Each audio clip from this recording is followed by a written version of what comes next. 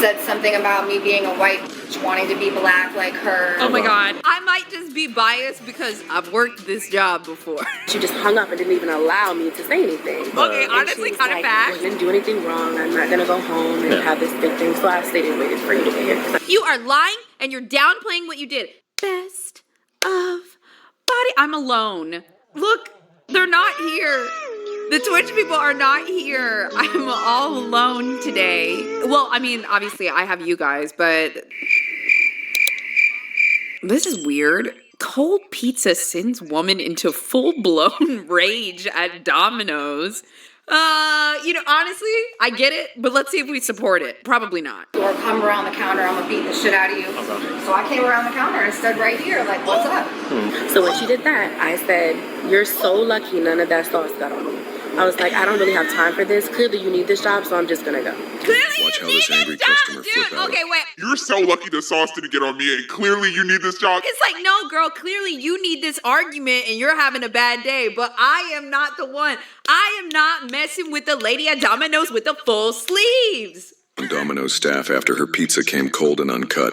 Is it wrong that I'm more upset about the uncut part than the cold? Maybe that's just me. You guys are gonna have to let me know in the comments. That's the part that made me go, oh, wait a minute. Is it your phone that she threw? No, the store phone. Oh, the store phone. Broke Gotcha. it. Oh. Okay. She completely broke the store phone. Okay. What was she upset about? She said her food took over an hour, and I apologize. We have one driver. That happens. And she said every time she orders from here. Did she order it delivery and then show up at the pizza place? Man, I gotta really be on one to do that. It's been an issue for 5 years. Why does she keep ordering from here? She makes it seem like we make it seem like it's her issue. We always say we're understaffed, and I'm like, I apologize. That's the issue. We are understaffed. So was the food driven to her place and then or It was delivered. Oh, it was delivered. Okay. Yeah, it was delivered. And then she said the pizza wasn't cut, which I see it wasn't. She came back. We were going to give her a refund, and then she threw the pizza at me. Wait a said minute. Something about Wait a me minute. being. I hate that the pizza was uncut, but I guess I could cut it myself. But the way y'all be cutting it in the store is just correct. It's good. It's just. It's right. You know, that's part of the reason I'm here. Maybe I'm thinking too much about this. She came back. We were going to give her a refund, and then she threw the pizza at me. Said something about me being a white bitch wanting to be black like her. Oh my God. Went to the race thing. Talking about I'll beat your ass. Walk out this door. Walk out this door. Come around the counter. I'm gonna beat the shit out of you. So I came around the counter and stood right here, like, what's up? And then the two drivers got in between us. Okay. And then her girlfriend came in the store, and I said, go get a picture of their tag, because she'd already broken the phone and thrown everything. Yes. At what point did she break the phone? After she threw the pizza, she picked the phone up and slammed it down and flung it that way. These were in here. Wait, also, can I just say, most of you guys know this, but obviously, like, sure, I don't want a cold pizza. Of course, I'd love for you to cut it into perfect little slices. In fact, I actually like when they're like cut into even smaller slices. I also love tiny spoons and tiny forks. I don't like to eat the big spoon or the big fork. But anyways, all that to say, sure, we want those things, but that don't mean you could come inside the Domino's and start throwing pizza around and slamming phones and trying to fight people. You can't do that. That's embarrassing. That's embarrassing. This episode is sponsored by Aura. Guys, I can't even keep up with the data breaches anymore. I can't. There's too many all day, every day. But you know who can? Aura. That's right, Aura is an all-in-one cybersecurity service. And to be honest, you need one online now. Whether you're somebody that shops a lot and is constantly putting your information or credit cards in online, or if you have families browsing the internet, everybody should have some kind of cybersecurity thing. There's no excuse at this point, okay? I've been rambling about this for a while with you guys. Sure, yeah, we're sponsored by Aura, but then also I'm like, dude, protect yourself online. Like, the data breaches are just like rampant at this. If you think it's not gonna happen to you, yo, I have a dirty little secret that like, I can't even believe I'm dropping this information in the middle of an ad. I used to work for this company that I thought was a normal company, and then I found out one day, and this was years and years and years ago, that part of their business was getting people to sign up and then selling the email list. Even companies that you think you know, you trust, local, homegrown, girl, they are selling your information information. And look, we cannot stop everyone and their mom from selling your information to people that want to send you spam emails, but you can use a service like Aura to hop in there, get some of that stuff deleted so everybody stops passing around your kids' names, okay? It's just true at this point. Remember, I said Aura is a full-service cybersecurity suite. They also offer ID monitoring, alerts if something goes on, a VPN. I mean, dude, come on. I feel like this is like a limousine service at this point. It's just all in one. Yes, and guess what? I've got a discount for you. Well, kind of a discount. I would almost even argue it might even be better. It's 14 days free. That's right. 14 days free. If you want to give it a shot, just go to aura.com/bowsbutshorter. That's aura, AURA.com/bowsbutshorter. Don't just run around online with your shirt off. Sign up. I mean, the phone's broken. And then is that when she started saying all those words and all that? Okay. And then the girlfriend came in and I said, go get a picture of the tag. And they said, oh, you won't be getting a picture of our tag. And I said, yeah, we will. Yeah, we will. Do you remember what she was wearing? What kind of clothes? The one that threw the stuff and broke the thing. Wait, I'm sorry. Just objectively, what kind of response did they expect from, get a picture of their tags? Oh, you will not be getting a picture of their tag. Wait, okay. You know what, Michael? On second thought, maybe it's a bad idea. Maybe we should give the girls what they want. Don't take a photo of the tags. Don't invade their privacy. In fact, let's just let them get away with this. Thank you. Like, what did y'all think? Like, what was the response supposed to be? Pajama pants with like Pajama little pants. designs on them. Oh, and a no, black not shirt the with a pajama design on the pants. front. Hudson's Summer by the Sea event is making waves. Save up to 50% store-wide. Plus, get up to 60 months interest-free fine. Fighter. Hair down, edges laid on her face, big flowy hair. With the edges The stud was in a gray sweatsuit. Was that the other one? One dry. The stud was in.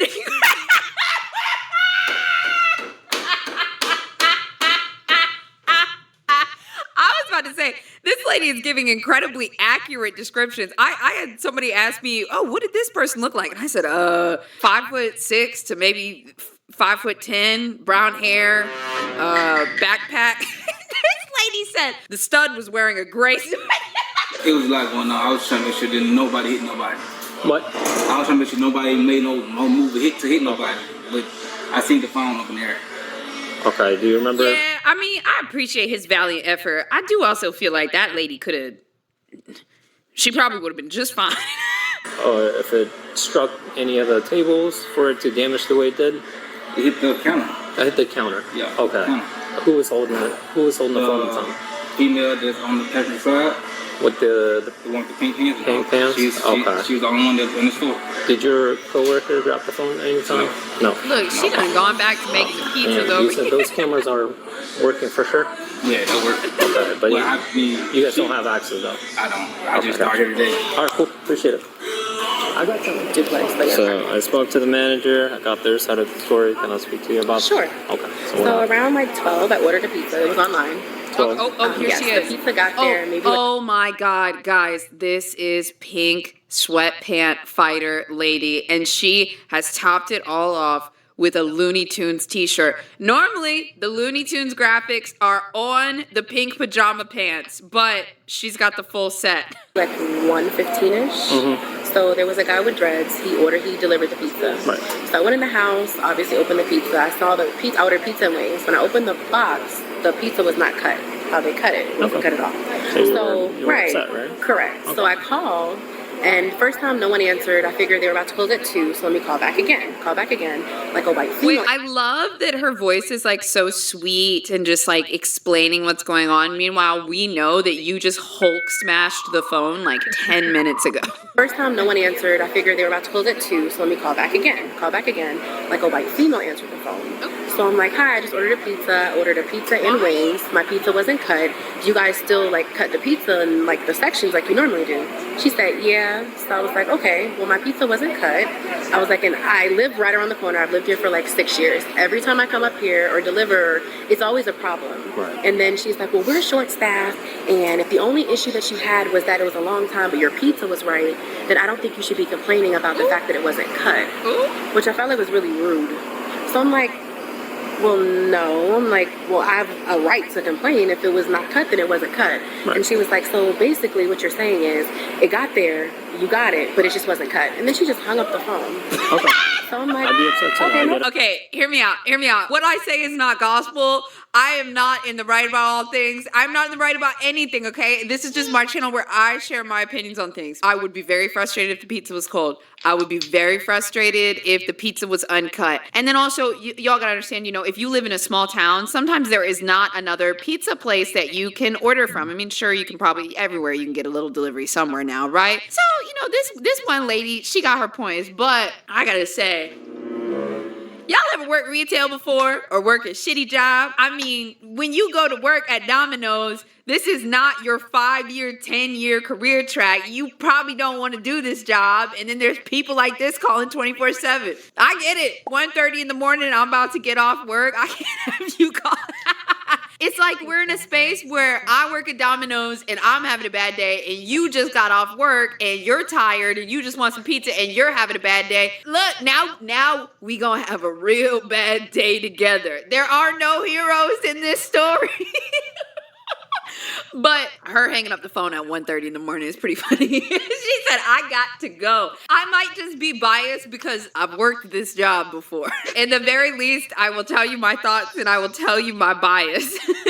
Right, so I'm like, well, you can just take the whole pizza. I don't even want it back at this point. Okay. So I went up here. The door was unlocked. Entered the door.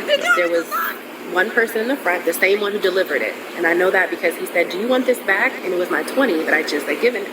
And I said, yeah, I want a refund. Like, I don't want this food. He said, okay, I got you. Don't worry about it. So as he's doing the refund, then she comes from behind him, up behind him. Yeah. And she's like, no, when she walked up, I said, are you the one I spoke to over the phone? She said, yeah. So I was like, is there a reason why you hung up on me? And she said, you were being loud and rude and irate.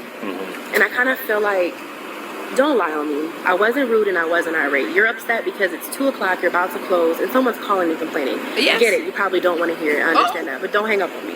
Yeah. So I'm like, so that's why you hung up? Because I was rude and irate? And I was like, and I wasn't even rude or irate. But now I am, because I'm mad that you just hung up and didn't even allow me to say anything. Okay, And honestly, she was kind of like, fast. well, you know what? Speaking to him, she said, don't give her money back and don't give her a refund. And I was like, okay, that's fine. You can keep the pizza. Yeah. Okay, So as I'm about to walk away, she starts like, oh, well, bitch, da-da-da-da-da. Okay, also, for you guys that watch videos and they say, okay, Bose, whose side are we on? Sometimes we're not on anybody's side. We're just spectators. Think of it as like a boxing match where you don't really know either of the fighters and you're not as invested, but there's still going to be fighting, right? We're just on the bleachers here, okay? I was over on the bench. I was sitting over on the bench. I was over on the bench. As I'm about to walk away, she starts like, oh, well, bitch, da-da-da-da-da. And just, it was beyond ridiculous over a pizza and some wings.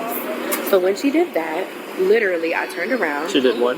She was like calling me bitches and hoes. And all Okay, this so other she was stuff. being verbally abusive. Correct. Okay. So then, of course, I'm not going to lie to you. I said words as well. Okay. So we're having this verbal altercation back and forth. So before I knew it, the pizza, because I just had returned it, was on the counter. Okay. She literally flipped up the pizza. So the pizza box and the pizza fell. Sauce was flaying everywhere. So when she did that, I said, you're so lucky none of that sauce got on me. I was like, I don't really have time for this. Clearly you need this job. Because that would have been the tipping point. Not a drop of tomato, bitch, or I'll get you. So I'm just going to go. So she literally, and there was another guy in there too at that point. I noticed he was there. I guess he came from the back. So she came around the counter. So at this point, we're like here. Yeah. So then one of the coworkers. Where was the pizza at the time? I believe it was on the when it got flung. Either the floor or on the counter. It flipped up. I really didn't see it. Okay. I think it was on the floor.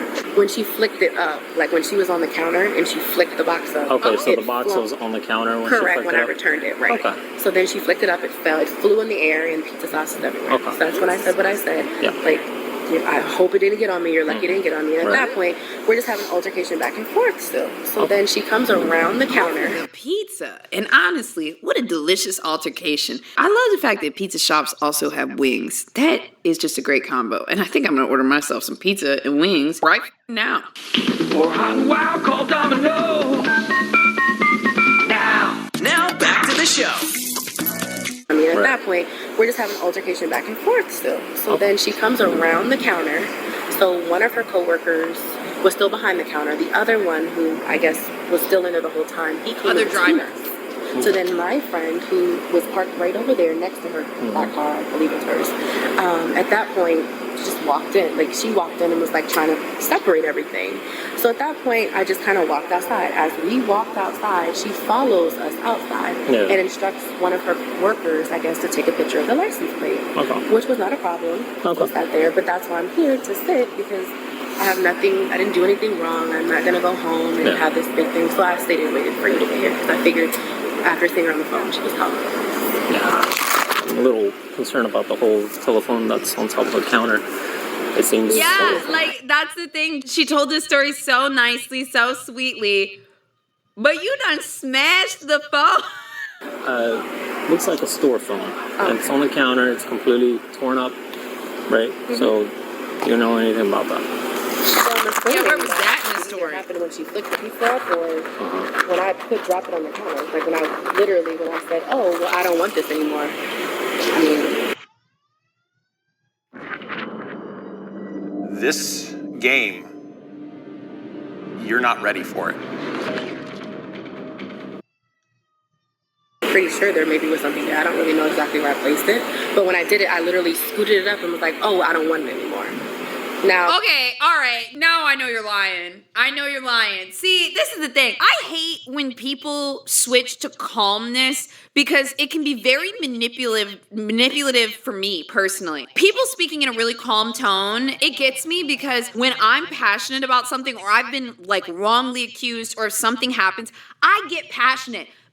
You watch me get passionate watching videos that I'm not even involved in, you know? Like, I'm screaming 24/7. Now imagine I'm on the other side of it. You guys see me get very passionate about it all the time. So I have this thing in my brain where, like, if somebody's speaking very calmly, very coolly, very collected, I think, well, wow, they are more composed than me, so they must be telling the truth. It's really interesting. Maybe if anybody else can relate to that or knows what I mean, I don't know, like expand on it in the comments, because I'm just, you know me, I'm just talking through these videos in real time, right? But I know that when somebody's speaking calmly, I don't know why I compare it to myself, because usually when I'm passionate or speaking a lot, I'm like panicking and telling the truth, but I see them as superior in some way because their emotions are contained and they're doing this, da-da-da. But here's the thing. Through that whole story, it seems like she's being truthful. It seems like she's being honest, but you didn't mention the phone. And then when you get called out for the phone, your story doesn't make sense. Like, she's like, oh, well, that might have happened when she flipped the pizza up into the air. Like, objection! Now, not to say that we have a good guy or a bad guy in this situation. Maybe you're both the bad guy because you're lying. You are lying and you're downplaying what you did. And the minute that somebody starts lying and downplaying what they do, all lies on them. No more Mr. Nice Bows anymore, motherfuckers.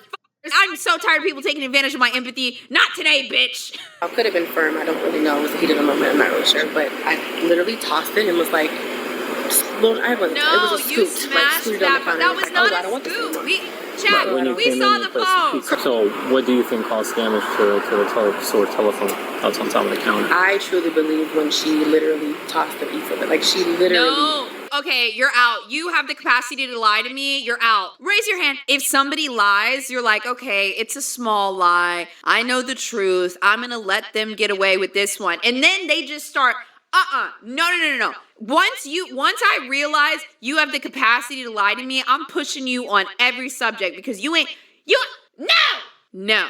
Came up to the counter and flipped it up. I don't believe. Do y'all believe I know that there was a register. Don't know exactly the placement of it, but I know that she for sure and then that tossed it up. Like okay, between you and I, the telephone looks completely torn up, or a box, so like somebody was cardboard box is not going to do that type of damage to the phone. Yes. So is there anything else No, Did you at any There's gotta point be a touch the security camera phone, in there. attempt to break it? I didn't touch the phone or attempt to break And it this at is all. important because then she has destroyed property. That's why this is so important. This is like the charge here. I have a phone. I have no Okay. reason to do that. Why would the employee damage the phone?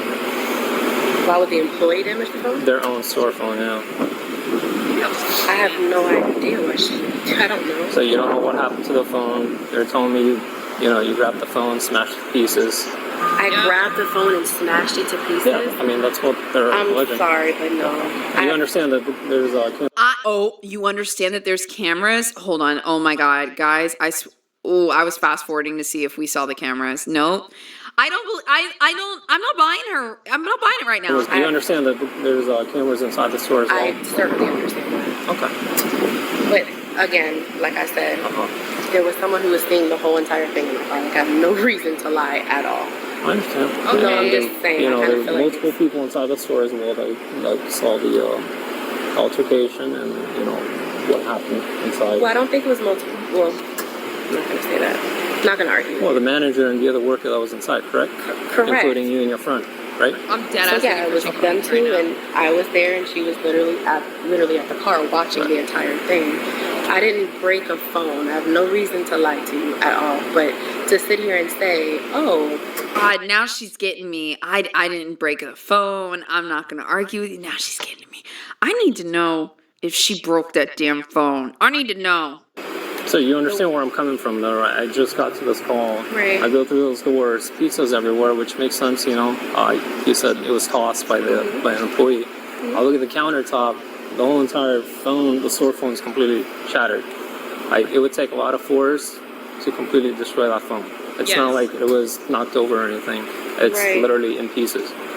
right." But again, But do you see where I'm coming from? Like, I'm puzzled as how that occurred. sir, I understand where you're coming Yeah. from. Right? Again, And there are get people it. saying that they saw you toss the phone up and damage the phone. So either you're sitting here lying to my face about what happened about the phone, or because next thing I'm gonna look through the cameras and then we'll go from there. You can look at the camera, like I said I'm giving you before. another chance to tell me the truth about the phone. I If don't not, like how you're speaking to me. okay. No. What I'm saying to you is I told you the exact story. Okay. I didn't purposely go in and do anything. Now, I gotta say, even though she could be totally in the right here, or it could be a Black Mirror episode. Y'all know that episode, Beta Noir? You know what I'm talking about, right? Please tell me somebody's seen that one. The one from the new season, episode 2. So good. I love Black Mirror. This is what I'm alone. Sometimes people will say like, yeah, check the cameras, da-da-da, but they are prepared to go to the next level where like, if that's on the camera, they're gonna like talk their way out of it, So I don't know. How? I don't know. To be completely honest, I wasn't looking at a phone. So I just had the pizza box down. So you wouldn't be able to tell me what the status of the store phone was at the time when you came in through the door? I wasn't looking at a phone. I don't know. Okay. Fair enough. I'm sorry, I can't. Okay. Just give me a second. Hey, Fernandez. Just say bye with her for a second, okay? I'll get back to you. Yeah. So what happened? And I was trying to stop them from fighting though. What happened? Okay. So she did break the phone. All that damn pizza and everything. Yeah, she was throwing that shit. She was trying to protect herself at the same time because she thought that she was gonna really hit her. Some shit. Okay, so that's when I had Bro, why do I immediately believe this man? It's simply a spectator. walked around and I was like trying to stop them. Were you inside the whole time? Huh? Were you inside it? Yeah, the whole time while it was happening. Then she walked down and then went back in her car. And then that's when she was sitting right there in her parking spot. Gotcha. So can you tell me what happened after she walked in? Okay, so are you saying when she walked in? When she walked in. Okay, when she walked in, she was arguing, yelling at her, boom, boom, this and that. And she was like, oh, we can't give your money back because, whatever was wrong with the pizza. I don't know what the hell was wrong with the pizza. Right. That's the part that I don't know. But she was real mad that she, flipped the food and every damn thing all on the floor and shit like that. Who was the one that flipped the pizza? Her, she did. Okay. She flipped the food and everything, the wings and all that, and it got all over the place. She broke the phone. Did she throw the pizza at someone or just dropped it? She flipped it towards her, and that's when it got on her, and then that's when Gotcha. Everything else. What happened after that? But the lady After heard the that, phone, right? She came around and was trying to tell her like, oh, can you get out the store and this and that. She was trying to get all in her face. Her friend came in and was trying to protect her.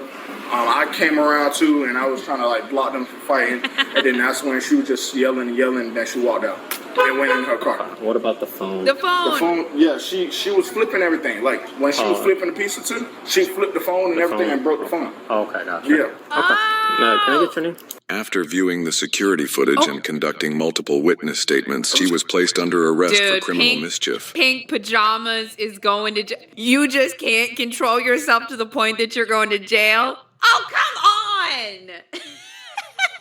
By the way, if you have been enjoying the videos, don't forget to join the Patreon. We are over there on Bo's Club. I've been spamming you with random little posts like voice notes, random stories, different things. So if you want more content that is less true crime, less body cam, or you just want to, I don't know, sneak into my personal life, go hang out with us on Bo's Club at patreon.com/Bo's Club. Okay, bye!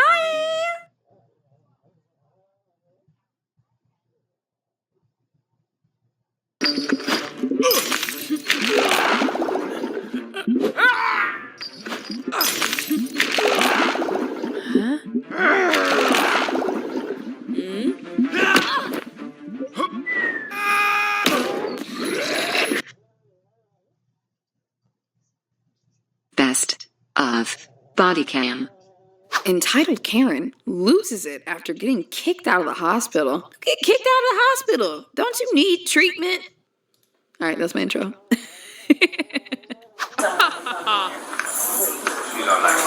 Oh no. Guess she walked in.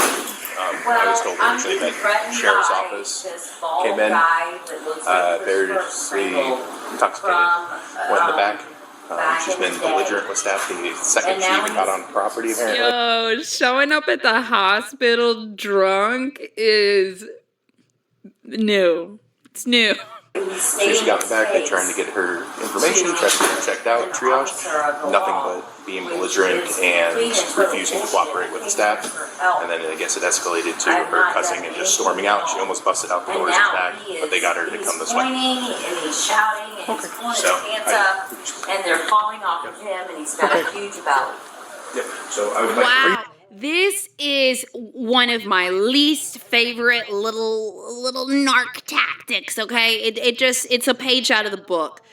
They'll talk about you to someone else and describe things you're actively doing or wearing or saying while talking to somebody else.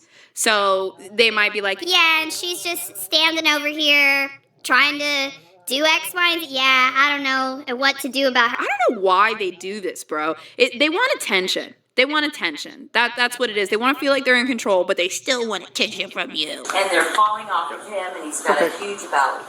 Yeah. So he's got a huge Are you on the belly. phone with 911 right now? Fantastic. Stand up, turn around, put your hands right back. You're under arrest. Stand up. Okay.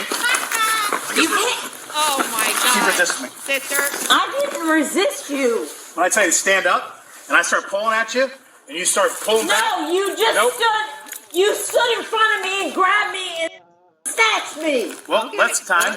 Listen to the officer when he tells you, stand up. You're under arrest for misuse of 911. Bro. I'm not playing this game. Ooh.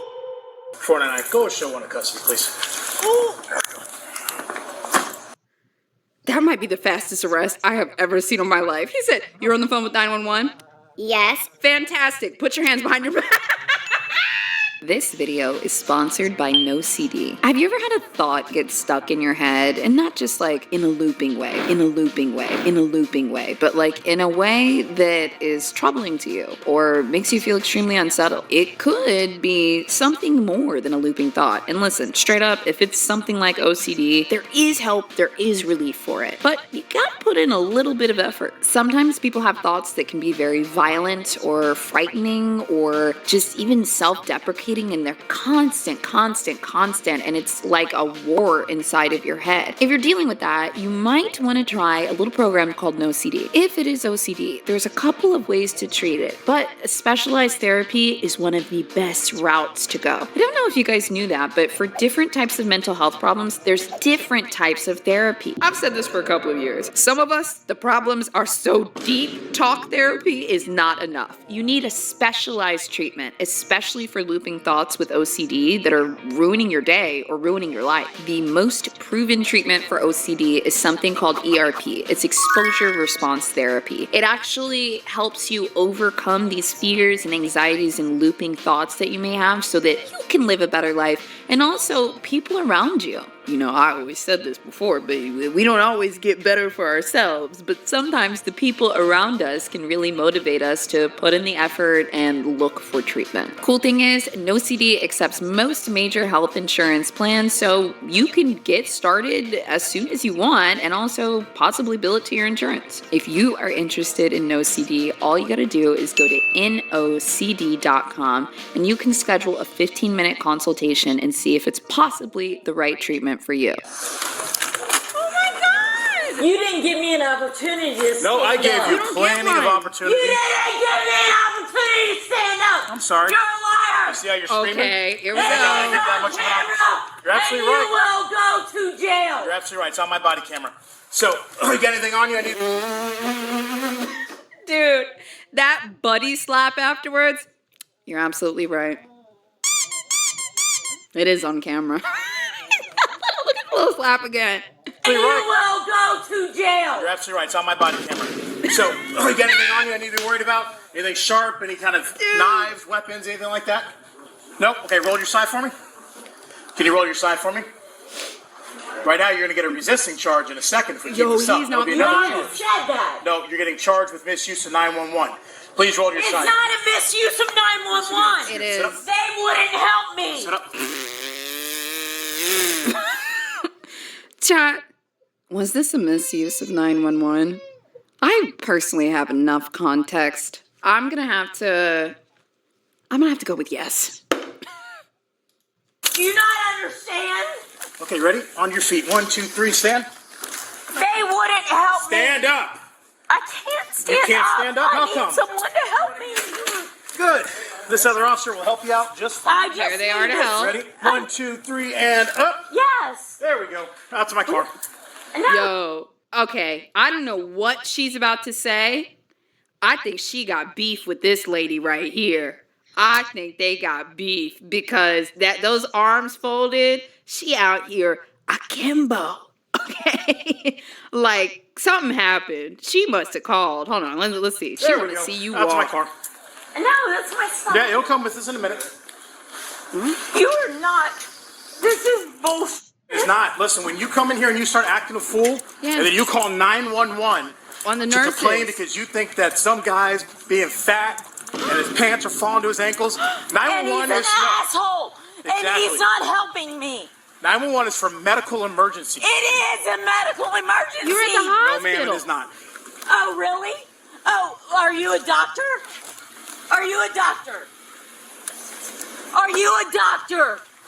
Do I look? Look, the context that we have of the situation so far was she was in the emergency room. She wanted help. They told her, we can't help you. Maybe she was drunk. Maybe she was calling people names. She clearly had no problem commenting on the officer's weight. We have no idea what she said to any of the nurses or anyone else. But look, emergency rooms, especially with how empty that room is, they're here to help. And if they turn you away for any reason, I'm so sorry. I'm going to trust the ladies behind the desk.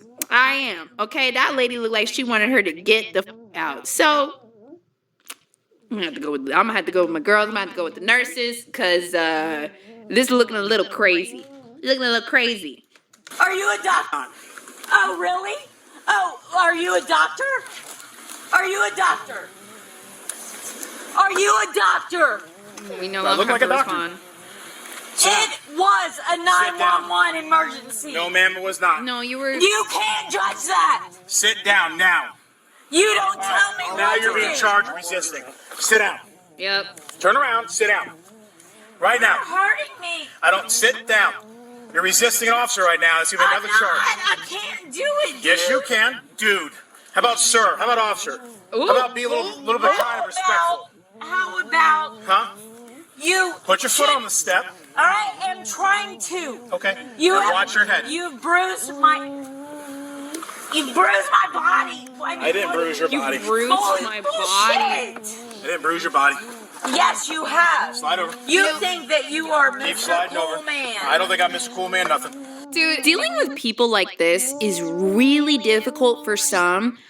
Because if you're somebody that it's pretty easy to pull on your empathy strings, like when somebody says something like, oh, like in this case, like, I'm bruised, I'm hurt, or I can't stand up on my own, or I can't do that.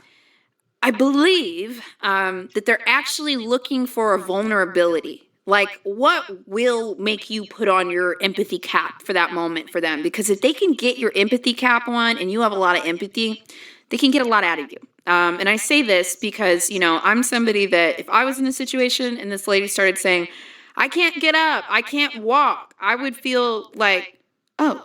And she would get me. She would get me after that. In that moment, she would have my empathy cap halfway on. And also something else you got to know. Wait, hold on. Can I just say, bro, y'all got to keep me in line a little bit too. Because I think, in my opinions, on YouTube. I think online there's no right and wrong. I think everything's kind of like on a scale. And if you're watching me, my opinions of things are, I try to collect as much information as I can. I generally stay a little objective in the middle. However, I am a little bit soft. So you need to remember that when you watch my I'm in the gray area, but soft. Okay.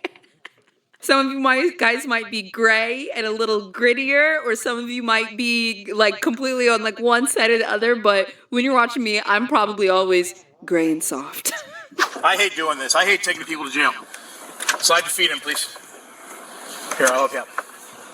No, I don't want you to help me. Okay, I that's will fine. move. No, I don't need that help. Apparently you do. No, I was moving my feet. Sorry, you got, yeah. Here, lean this way for me so this officer grab that seatbelt. It keeps locking on it. It does it. You got to pull it down at an angle. Can you sit back, please? Which angle? Why am I being arrested? I just told you why. Why? Called misuse of 911. Oh, for misuse of 911. That's right, and now resisting an officer. No, you said I didn't resist you. That's not what I said. You did. Yes, you did. No, ma'am, you said You that. said if. Wow. What a tactic. The change of reality. He warned her 2 times, if you don't do X, I will charge you for resisting. Not only did she continue to do whatever she wanted, but she did it even more after that. Yeah, she's going to get that resisting charge. But now she tries a new tactic and she's like, but you said I didn't. He's like, I didn't say that. And she's like, but you said you did. If you're somebody that doubts yourself, this will work on you. It's going to work on you. It's going to work. No, you're not going to charge me with resisting. Watch me. Oh. No, he's not watching me. What was she in here for? Oh my God, the cop pushed me. For help. Apparently intoxication. They never even got that far into what she went. Apparently she walked in, got her checked in, and then sat down. Immediately as she was go back, she's like, okay, said her name, and she immediately started cussing out Deb. They got back there and tried triaging her and a bunch of stuff, and she was just screaming at the doc, screaming at the nurses. You All right. And it's like, so we never figured it out. all she screamed was, you guys need to fucking give me help. And that's it. Okay, all right. You don't think Deb was the one like this? Came in, asked for help, got triaged, headed back to the doctor and started screaming, you guys gotta help me, and got loud and rowdy, and never quite made it any further than that. And it was just yell, yell, yell. So, don't know. Yo, the cuts between people being absolutely crazy and then like when they go get context or the cops are talking, it's just so funny. Sure, all the things.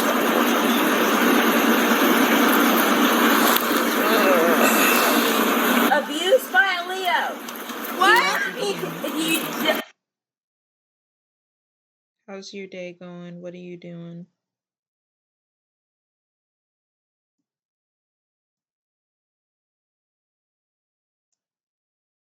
And you want to come with him?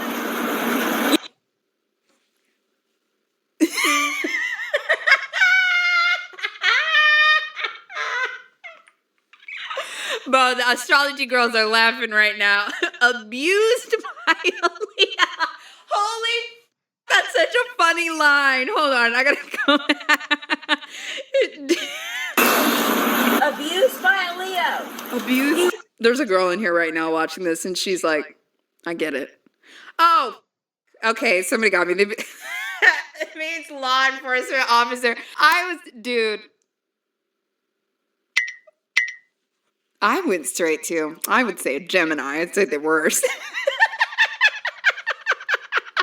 Leo, law enforcement officer. I'm sorry, I went astrology first. I don't know what to tell you. Okay. You want to come with him?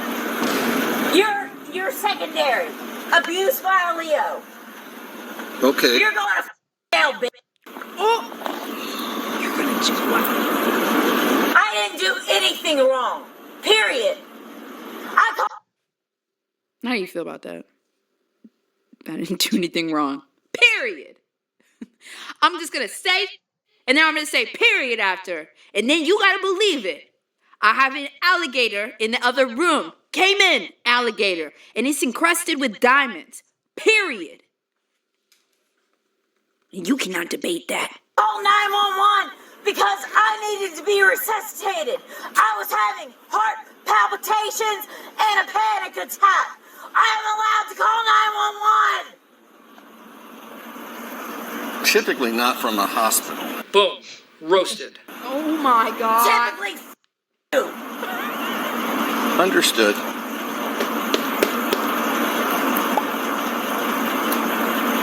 I had every right on the planet to call 911. If I have a panic attack with heart palpitations and I call 911 and you're telling me I can't, who do you think you are? Jesus Christ? No. Y'all are wrong and you're both going to jail. Abusive Leos. I can't. Because you have no right to arrest me. If you don't get me out of this car right now, you already slammed me on the ground, and you're going to go to jail. You said you're arresting me for abusing 911. No, I already told you why I called them. Somebody said, why she sound like Bobby Hill? Hate being a victim. I hate being a victim too. Look, I was at a girl's slumber party last night when... Why would you assume that there's a lake? Why would they call it the Lakeview?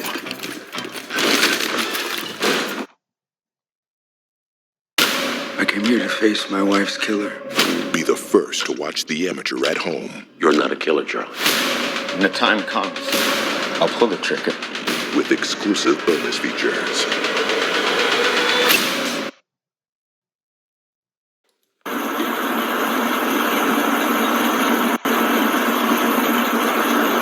Because you're a stupid guy who thinks that his small penis is going to be compensated by his badge on his arm. She would 100% call me a racial slur. So yeah, I told her multiple times that I was going to call Largo. Okay. Or call law enforcement if she doesn't stop cussing. Because I was going to see what I could do to help her. Even though she was being belligerent and cussing at me the entire time. Sure. And basically said, it's like, you need to stop what we're doing. Because I had another patient and a 14-year-old girl come in. And I'm like, you need to stop so I can check them in. Okay. Got them in. She's continuing her blatant thing. And then I'm on the phone with you guys in front of her.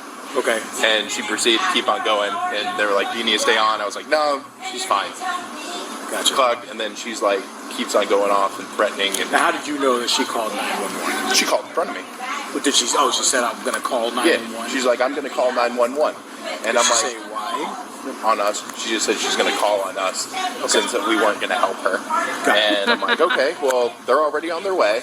It's like, you oh my told God, me to call she's someone, still I called going. someone. She's I called them in front literally of you.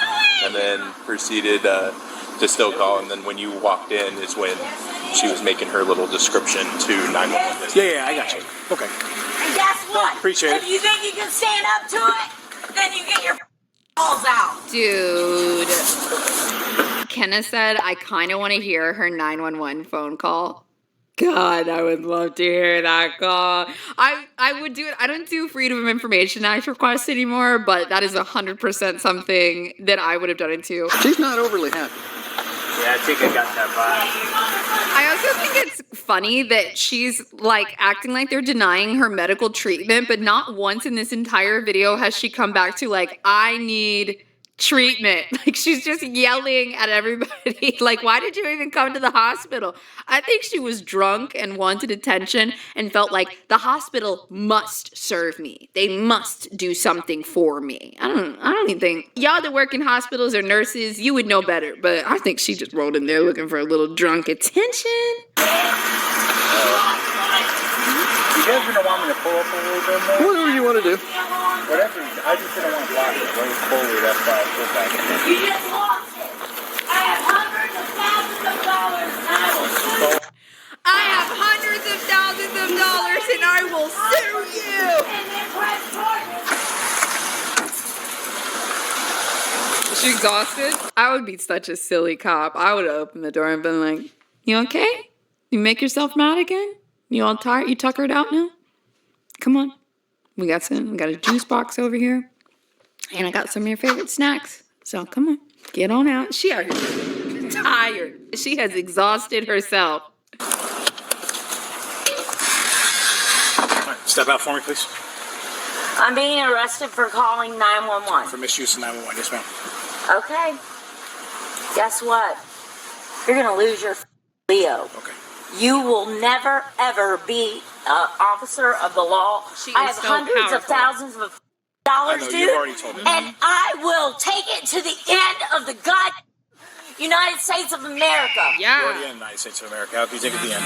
I'm going to take it to the end of the court of law. California. Do you need assistance? No, You, dude. You pussy ass asshole. You. Don't touch me. If you touch me, You're going to step out of this car and I'm going to assist you walking. No, you're not. Because you're my prisoner. So you're not. I'm not your prisoner Oh, that for was calling a 911. Yes, you are. The ass. Get out of my No. Yo, is it just me, or do you feel like him saying my prisoner was a little intentional because he low-key knew that was going to piss her off? That was a little mischievous, officer.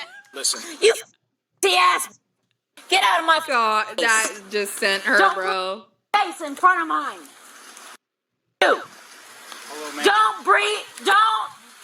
Do not bruise my arms. Stop it. Face the vehicle, please. I am compliant. That doesn't sound I like have it. been compliant. You're an asshole. You're a pussy ass. It's also crazy she doesn't lower her I am voice compliant. at all. I called 911 for I think the pattern that I'm seeing is her trying to assert dominance with volume and by breaking down their masculinity a little bit.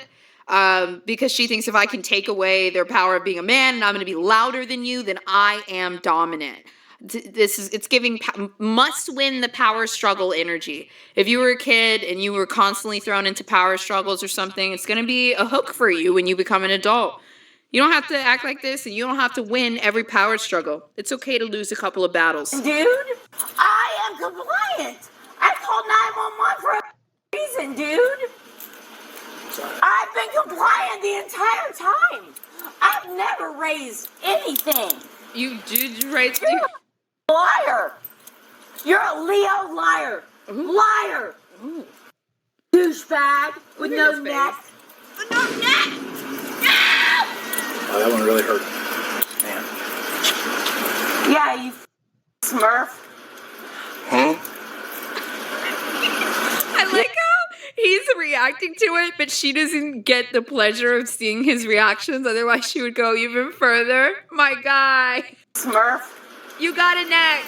You got a neck. You're fine. You have no neck. And you're a pussy ass Leo. Hey, ma'am, do you have anything on you? I mean, shoes, pants, shirt. No. Boozy? Shoes, pants, shirt.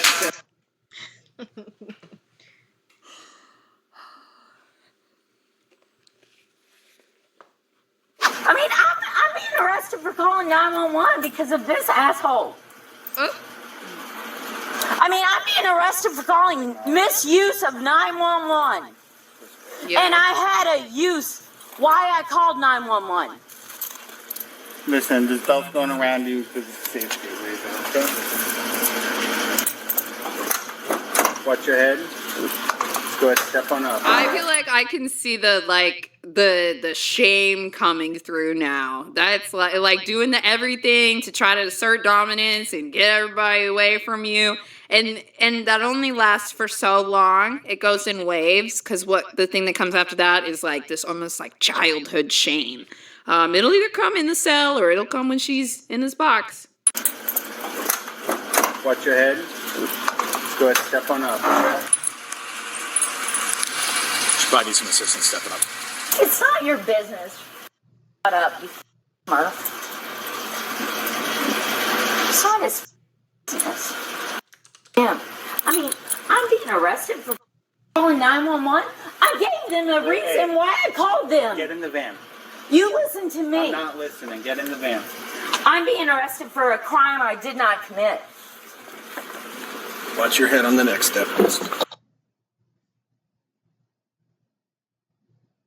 This is Pod 5, the first fully immersive sleep system. Intelligent, adept. Just sounds Best of body cam. Best friends get banned from the strip club, and then one of them turns on the other. Yo! What?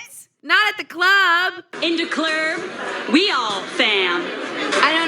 In the club, we are all family. Are you racist? Hey, chill. No!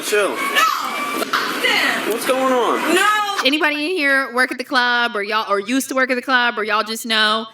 Women that come into strip clubs, it's real dicey, but they're not always very nice. Sometimes they want attention themselves. Sometimes they are girls that are trying to take clients from the club without working there. Sometimes they are women that push the boundaries with other women. Like, it's real dicey. Like, sometimes women at the club are like totally fine, but like, dude, anybody that works there will tell you like it's a little weird. And y'all got attitude like this coming out the cut. So I'm just letting you know what my bias is ahead of the time. A lot of girls at the club will tell you like it doesn't matter if it's like their orientation or something like that, because they think I'm a woman and you're a woman. They sometimes are even more handsy than the men and expect like other women to just be like, oh, it's fine, like we're girls. Happens all the time to women at the club. Step away. Are you scared of us? No, but I'm not going to have any situations arise. Okay?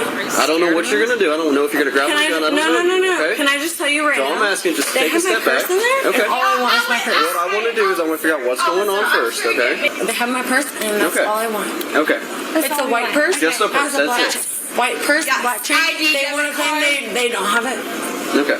Yeah, this is my bias right now because they don't look like they're going to the strip club to have a good time and give tips or have fun.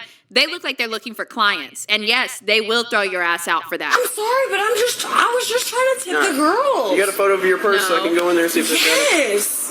But I was just trying to tell him I'm not doing no fucking harm in here. No, we were trying to make them They were trying to make shut up. Go home. I think I've told you guys this before. I was a drink girl at some of the clubs in Vegas for a very long time. And when you're a drink girl, you're the first point of contact for a lot of people, and you'll be like, hey, this girl, da-da-da-da-da-da. We would see these type of chicks all the time, bro, and they always think they're slick. And you know what's funny about it? They will tip like the girls or the drink girls. They'll tip like $10 and be like, okay, just let me do my thing. Like, don't tell anybody. $10. Bombastic side eye. I'm gonna need about 50 of those. What happened? I can tell. Stop. Stop. I forgot they're gonna turn on each other. No, that wasn't me. That wasn't me. That wasn't me. That wasn't me. That wasn't me. That was not me. Pull away. That wasn't even me. Y'all both acting up. We're gonna have issues That now. wasn't me, dude. That was her. That was her. Step over here. Step over here. 2 white females to tank. Take another unit. I don't have enough room in my car. Are you serious? Have a seat against the wall. Y'all are stupid. Why would you have us lean up against the wall. You guys are How do you want us? How do you want us? Sitting? What's that? How do you want us? You're good. Just lean up against that. I gotta wait for another As long unit. as your arms are in those handcuffs. Yeah, we're under arrest, but this is getting too much. When I'm in there trying to talk and you guys are hitting shit, that's I a problem. wasn't. I literally wasn't. That was not me. Let me the f go. Nope, we're not doing that. 428 to the unit. That's too much. Yeah. Hey, listen. Yeah. Little restaurant, airport, something like that. They'll be like, no, we don't want to press charges. Strip club? F you, buddy. Yeah, they said we want them for trespassing. Listen, do you guys have a purse? We look everywhere. Okay. You guys have their IDs? Lying. You're fucking lying, bro. We look in the trash cans. We look everywhere. Fucking lying. Over 3 years. Boo-hoo. Boo-hoo. I'm lying, dude. Sit. We have dancers. We have dancers on our side. Shirt way too low, skirt too short. Keep it moving.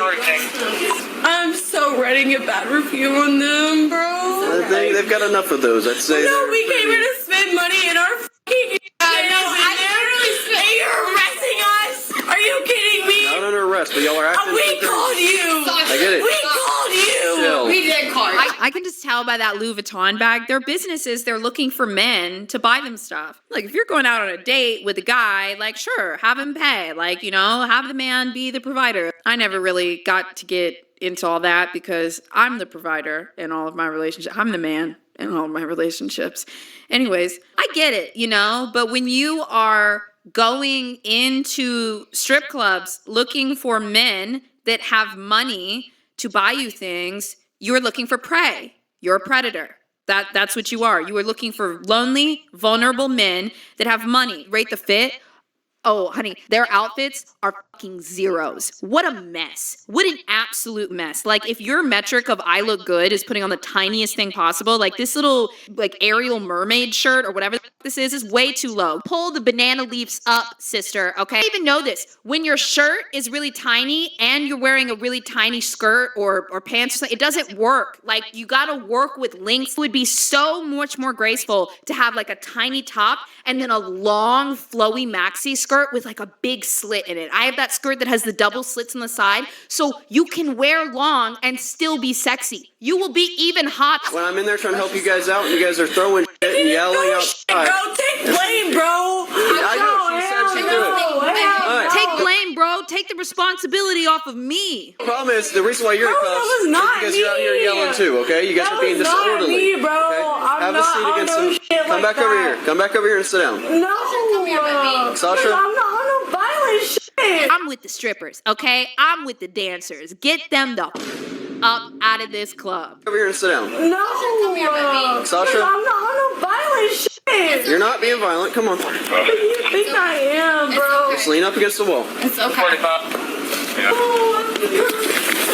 You want to put your little vape thing in your purse? Louis fake. Louis fake.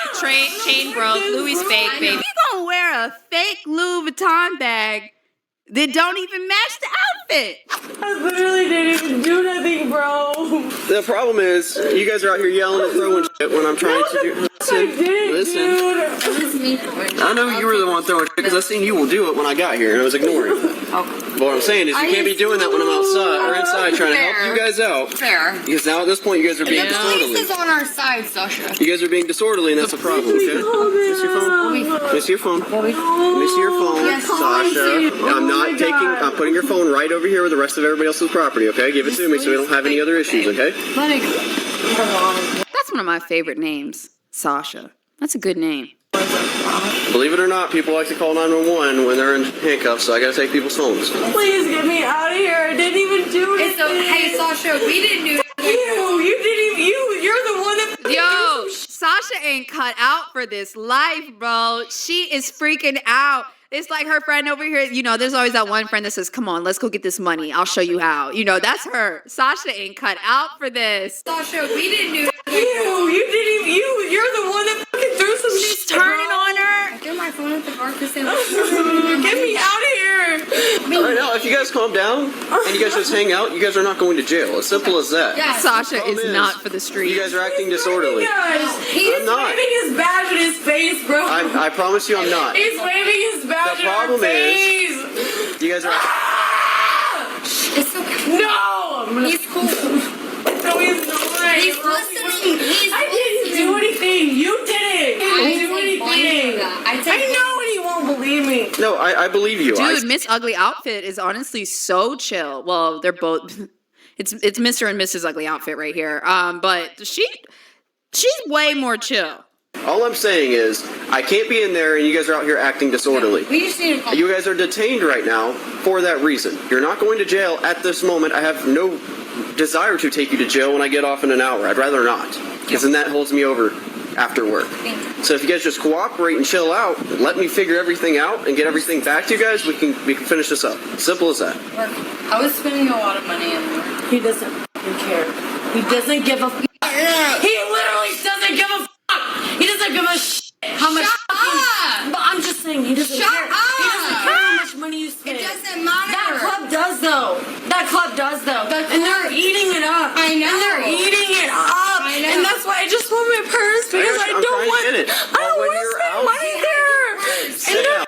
Sit down. There's your purse. There's your purse. See them? Sit down. See them? Your bag? That's Luckily, it literally was my in the purse. female bag. We didn't take babe, inside. we're not trying to. Quit walking up on me. Sit against the wall. Yeah. Jesus. Oh. Is that your bag? Is that her bag?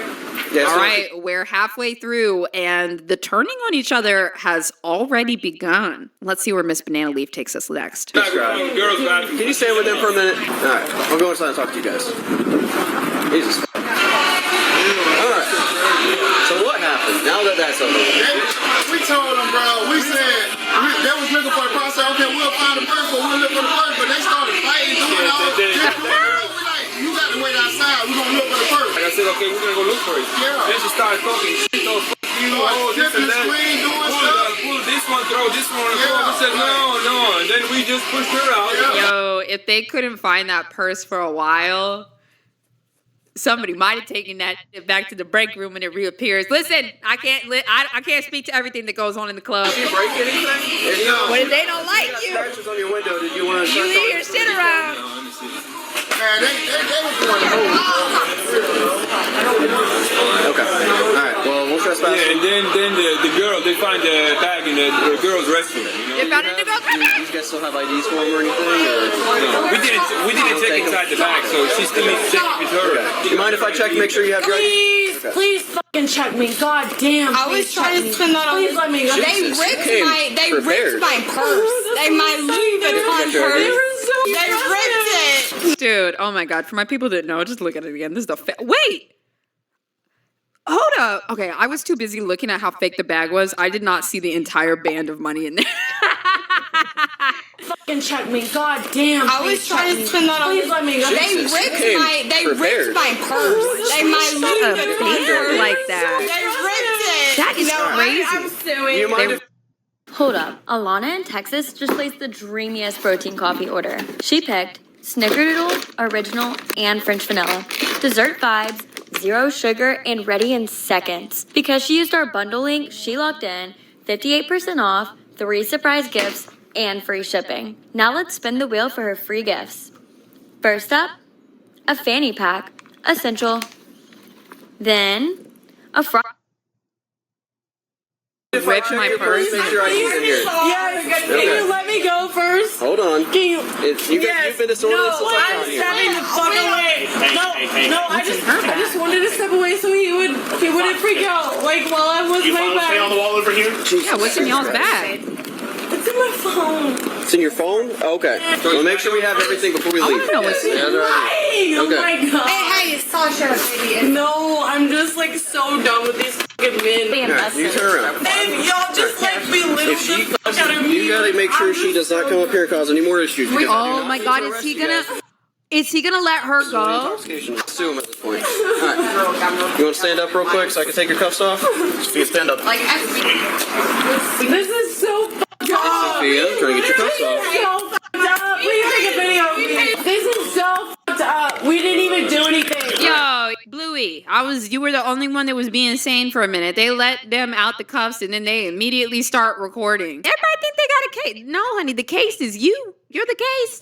Never been here in my life. I didn't even do anything. Alright, y'all gotta go. You're trespassing. So you guys gotta go stay on the side of the road. We don't want to be here anyway. You gotta stay on the side of the road till Grover gets here. Okay. You know, and then they make all the drama in front. I came here, I told them that okay, we're gonna fight. We're making all the drama in front. Bitch, you have my purse the whole Baby, don't worry about this. You have my whole purse the Start walking. Are you even illegal? Alright, go. You're about to go to jail. Hurry up. We're not gonna be talking back and forth. I'm just saying. Goddamn what? Get out. You are this close to going to jail. Hey, no one's getting a lawsuit. Once again, reminding you guys, I have a lot of disdain in this video because, like I said, I used to work in the club.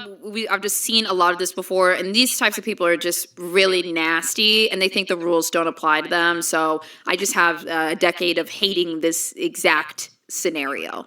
Reminder. It's my personal He says that we claim. Go. You're about to go to jail. He's claiming that we're going If you don't start walking to that road now, Sasha. She's getting her shoes on. I don't care about her. Get walking that road. Sasha, please. Get walking the road. Let me get her purse. Hurry up. Okay, thank you. Last time I'm telling you, get her walking. Cool. You think I really give a fuck about a dollar bill? You think I give a fuck about a dollar bill? Really? That's so fucking rude. Not so much. Thank you, police. It's her dollar. It's her dollar. I want to let you. Did she say it was $3,000? Because that model of Louis purse is actually not $3,000. In fact, it's like the cheapest one. I think that one's about $900. Last time I'm telling you, walking that road, you're going to jail. Get walking the road. Let me get her purse. Hurry up. Okay, thank you. Last time I'm telling you, get her walking. Cool. You think I really give a fuck about a dollar bill? You think I give a fuck about a dollar bill? Really? That's so fucking rude. Not so much. Thank you, police. It's her dollar. It's her dollar. Take the dollar. Show and tell. Yeah, show and tell. Get walking or you're going to jail. Side of the road. What's your Deputy fucking side. badge name? Deputy side. Go. What's your badge name? Go. What's your... Won't even That's the thing. say it. That's not a thing. Why don't y'all call your Uber and get up on out of here? Don't even fucking And now you're going to jail. Don't fucking... Now Yeah. you're going to jail. Okay. You couldn't. Was she ready? Sasha! Sasha, come back! Girl! Sasha!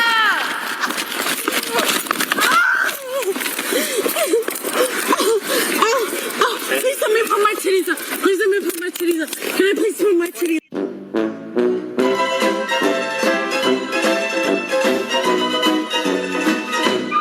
Yep. Please do that. Hey, look at my... 10-15 white female. No. Look at my tits. Please. Haley, can you help me? It's probably not a good thing for me to be doing. Respectful. Oh, it's somewhere.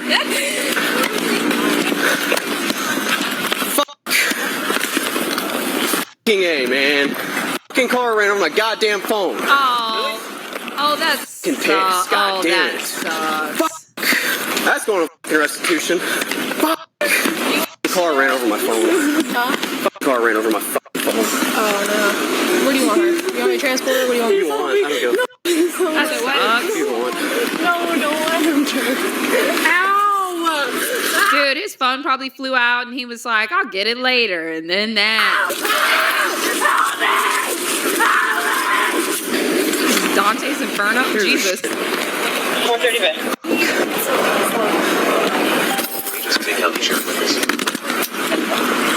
Parker, take a photo of this, send it to my WhatsApp. My phone's broken. I'm so fucking pissed right now. Don't be pissed. This is bullshit. This stupid shit just cost me fucking $1,200, so I'm gonna be pissed. Why are you out of $1,200? Drop my phone chasing her because she wants to act up. The car runs it I over. don't know why. Good idea. Appreciate it.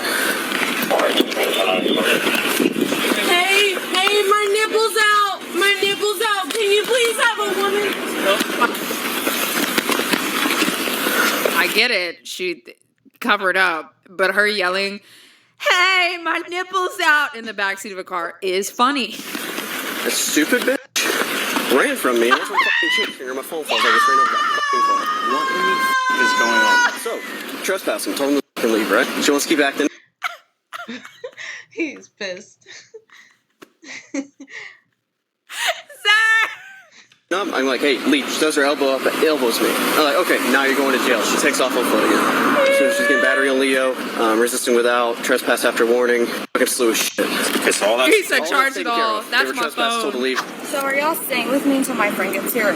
Oh, we're about to leave. Y'all have a good night. It's good news on Mackenzie. Thank you for being. Miss Blue with her fake bag, really bringing it back home. I'm gonna now. Just a few minutes ago, they did take her out of the cuffs, and she immediately started recording. But I just mean the contrast. Thank you, Miss Blue. Thank you for being not like your friend. I appreciate it. I know. And I'm just gonna wait on my friend to get me, but just know that y'all need to keep. I mean, I guess this is more the FBI shit, but they definitely money launder and don't. Okay, never mind, Miss Blue. We've had enough. I really try. You guys notice I try to give people the benefit of the doubt more often than not. I really do, but sometimes I.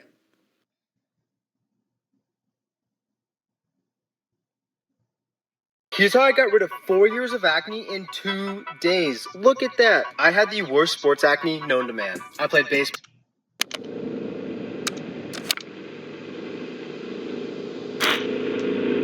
This is 20-year-old Devon Howard.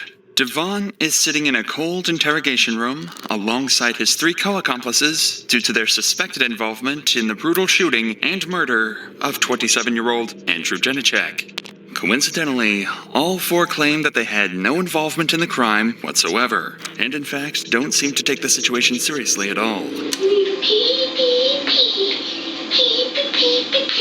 Where did you pick her up at?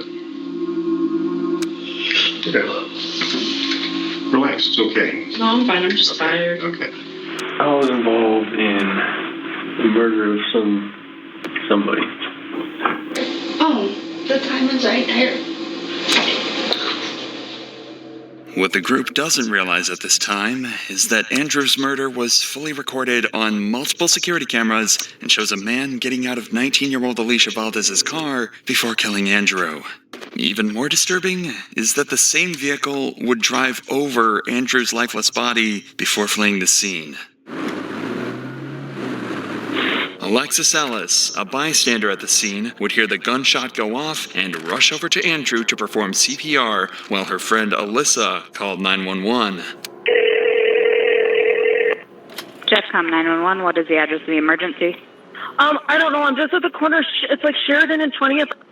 Some guy just got shot, and they took off in a silver 2-door Pontiac, and he's on the ground. He's like face down. Did you see the person that shot him? Did you see the person with the gun? Alexis, answer my question. Did you see the person with the gun? She said it looked like a little Mexican dude. Okay, and it was just the one male in that vehicle, or did she see anyone else? He got into the passenger seat of the car. Okay, he's hit in the chest. He's got bullets in the chest. We're flipping him over because he's not breathing. Unfortunately, Andrew would pass away within minutes.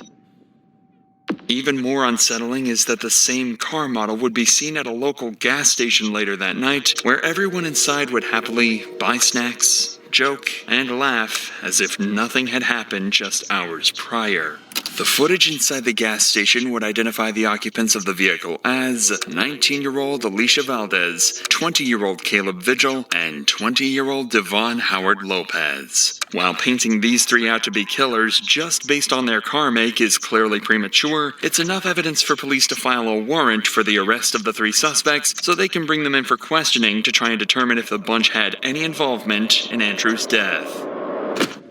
What makes this case so interesting is the amount of blatant lies and misinformation that would come out during these interrogations. You would think that at least one of the suspects would feel guilty and confess, but everyone involved would fabricate their story and lie to lessen their perceived role in the crime.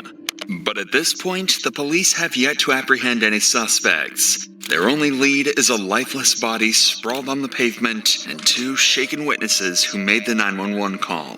Police start by questioning Alexis, the witness who called the cops. Remember, This is an interview and not an interrogation, as currently Alexis is considered a witness rather than a suspect. But there is something suspicious about her that the detectives want to clarify. 3 years earlier, Alexis was charged as an accessory to murder after her boyfriend shot and killed one of his friends from the vehicle she was driving. The detective leading the interview, Nathan Geerdes, would discover this information during a brief preparation period prior to the interview and is curious as to if maybe she had more to do with Andrew's murder than she was letting on.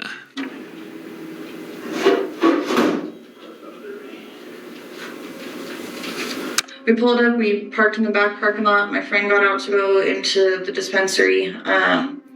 Sitting on my phone, playing on Facebook, heard the shot, thought it was a firework for a second, so I looked up and saw the victim face down on the floor, and the shooter, there was a silver Pontiac in front of the victim, and the shooter was in front of the car, still kind of standing by the victim's body with the gun pointed at him. And then got back into the Pontiac on the passenger side.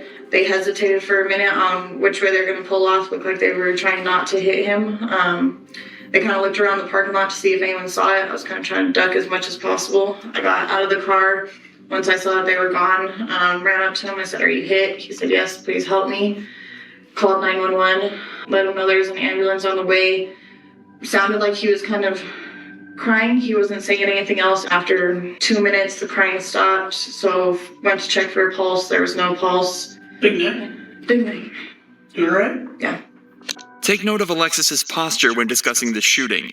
She's leaned in towards the officer and seems comfortable, showing little signs of resistance. This language presents truthfulness on her behalf, so it's unlikely she feels any guilt, which likely means that her recollection of events is indeed accurate to what she believed happened. So you hear nothing. The first thing that catches your attention is a shot.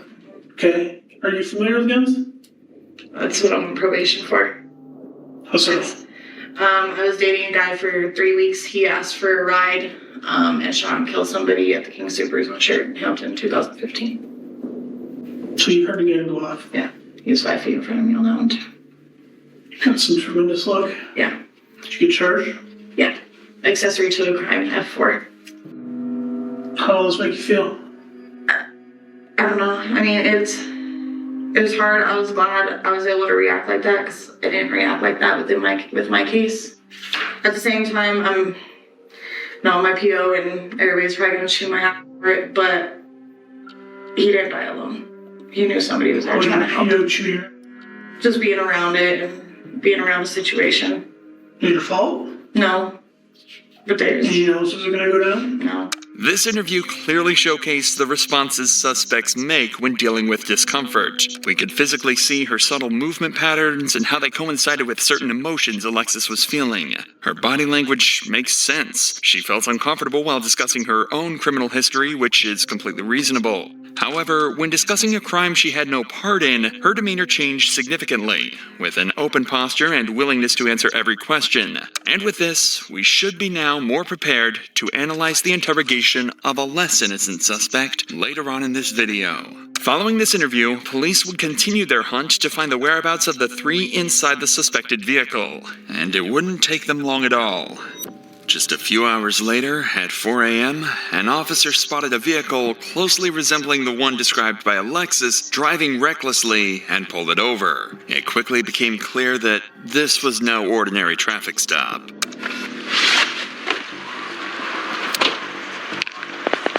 Hi, ma'am. Hi. Hey, Officer Lloyd Different Police. You can't turn left there. Oh, I can't? No, it says there's a big sign up there that says "Do not turn left." That's just. Oh, And yeah. you don't have a front plate either. Is it up in the window? Yeah, because Okay. my thing is broken, so I got to get a new one to actually hold it. The bracket. Yeah. Gotcha. Okay. Do you have your license, registration, insurance, ma'am? There's those. Okay. There you go. Gracias. Alicia Valdez. Alicia, gotta have you step out for a second. Don't grab anything with you, okay? Just step on out for me. Yeah, put your hands behind your back. You got a warrant, okay? Why? Why do you have a warrant? You probably know that better than I do, but we're gonna do some research and tell you exactly what it is. Yeah, they put out a felony warrant out for you. A felony one? Yeah. Yep. Do you have anything on you I need to know about? I don't. Okay. All right. If you want to watch them, I'll pat him down real quick. I'm just going to set you down on the curb, okay? You just put your wallet on the top, man. I'll give it back to you in a sec here, okay? Go ahead and just put him right behind. You're not in trouble. You're not going to jail. You're not getting arrested right now. All right. Just going to pat you down real quick, man. You can put your phone in your pocket. Same thing as your partner. You're not going to jail. You're not getting handcuffed. I'm just doing this for while you're going to be sitting behind us, okay? Okay, anything in your hood or in your pockets you know about? No. Perfect. Okay, you can go have a seat with him, okay? Is this your gold phone? Okay.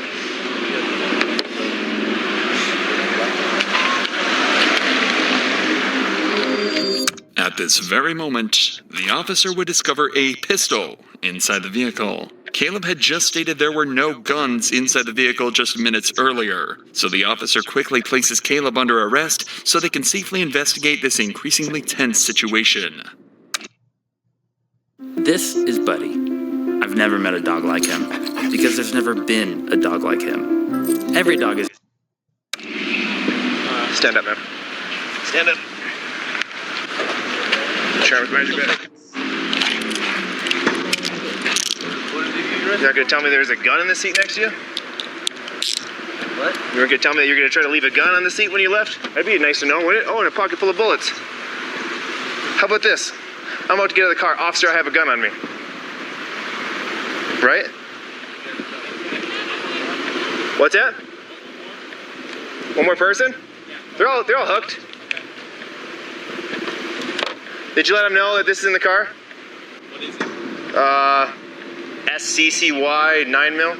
All four would be arrested following the discovery of Caleb's pistol. However, throughout the entire process, Alicia, the owner of the car, would stay eerily optimistic, as if she hadn't yet connected the dots that her arrest was related to Andrew's murder. Just stay right there for a second. Yes. Just have a seat over here in this black chair. If you could possibly find me a restroom, I'd really appreciate it. Now that the suspects have finally been secured, detectives would begin the process of individually interrogating all four suspects, with separate preparation and planning made for each interrogation in attempts to get as many differing stories and general information as possible. They would begin with Alicia Valdez, who was allegedly the driver of the vehicle. They sit her in an open room with a large TV to her left and a digital clock behind. This is drastically different from the cold, empty room seen earlier in this video.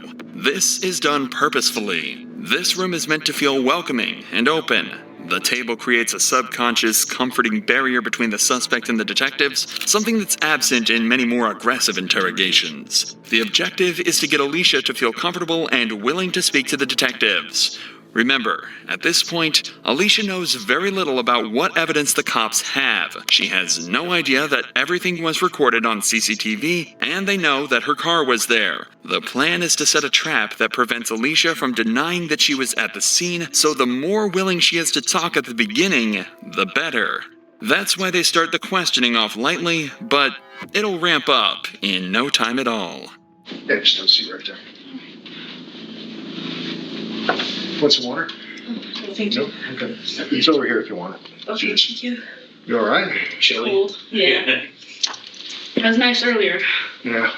The detectives offer her water to immediately try to appear friendly and form a bond. People are much more likely to tell a friend something than they are a stranger, so this is an extremely important step. You'll notice this friendly demeanor slowly fades and changes as the interrogation continues. And where do you live at? Right now, kind of a bit of everywhere. Okay. Where do you? In my car. In your car? Okay. Keep this fact in mind for later on in the interrogation, as the detectives will use it to prove she was at the scene later on. We're in the car with you today. It's your car, right? Mm-hmm. How long have you owned that car? I've had that car for, I believe, about 6 months. So 6 months about? Mm-hmm. You owned it? Where did you get it? I bought it from a public auction down in Colorado Springs. Okay. Okay, so you have keys to the car. Mm-hmm. Have you given your keys to anybody else? No, the only ones that were there are the ones that were in the car. Okay, so when you bought the car, there was one set of keys? And then I had another maid, but they're together. They're on the same. Okay. This is a simple question. and it should have a definitive answer. Based on what she's just said, the fact that the only 2 keys are in her possession, there's no reason for her to be unsure who has access to the car. She's deflecting. So you say you've been kind of homeless here recently? Mm-hmm. Okay, living out of that car? Yeah. Yeah. Where else have you been staying? Sometimes with gentlemen in the green out there. Caleb? Mm-hmm. Okay, well, talk about who else was in the car with you tonight? My boyfriend and another young woman I don't know. Who's your boyfriend? Devon's. Where'd you meet him? Mutual friends. Okay. If you haven't noticed already, Alicia is extremely nervous. We're 10 minutes into this interview, and her leg hasn't stopped bouncing up and down the entire time. She's also been moving around in her chair and avoiding eye contact while answering very simple questions. Even without the evidence that they'd already collected beforehand, the detectives would likely already be convinced that she played a part in what happened. Now it's just about exploiting these weaknesses and extracting a confession using everything they know. And the process starts by establishing a timeline. Who are the other 2 people in the car? Caleb, I met him through mutual friends too. I haven't really known him that long. What about the girl? Do you know her name? I have no idea who she is. When did you meet her? Just tonight. Where did you pick her up at? I don't know, because I don't know Denver like that. Where were you at before you left to go pick this girl up? Caleb's. Was Devon Wood there with you? Mm-hmm. So you were a few hours at Caleb's house, and then Caleb asked you to go pick this girl up, is that right? Mm-hmm. Okay. And you picked her up, and you were headed back to Caleb's house when the police stopped you. Right? Have I got all that right? We were headed back, but I stopped at the 7-Eleven down the street. So Okay. Which 7-Eleven? Get some drinks. The one off of Colfax and Ogden, I think. Okay. The detectives now have a story that Alicia is locked into, meaning that if anything she says contradicts this, they'll know she's lying, and they can use it to trap her to put on more pressure. Alicia, however, is playing a game of her own, and trying her best to dodge questions and hide certain details from the cops, but she's fighting a losing battle, and the cops know it. How long have you been staying at Caleb's house? Not really a lot. I'm just trying to get a sense of, like, every other night, every night, 5 nights a week. What? Just give me an idea. Maybe like 1 to 2 nights. 1 to 2 nights a week? What were you doing today before you went to Caleb's house? Mainly just hanging out with my boyfriend. He's trying to keep me distracted off today. Oh, because of that. Yeah. That's. We all have stuff like that. I know. Yeah. Okay, so where were you hanging out at? Really just everywhere driving. Driving? But that was about it. Okay. Relax, it's okay. No, I'm fine. I'm just tired. Okay. But Alicia is all too aware that the final thing they did last night is exactly what police want to know about, and she absolutely cannot bring it up. You stayed anywhere else since you come to Denver other than Caleb's or your car? I stayed at this one girl's house. I don't remember her name. Like I said, I met her through mutual friends. But those friends that I did meet her through, I'm no longer really in contact with. Okay, how long ago was that you stayed at her house?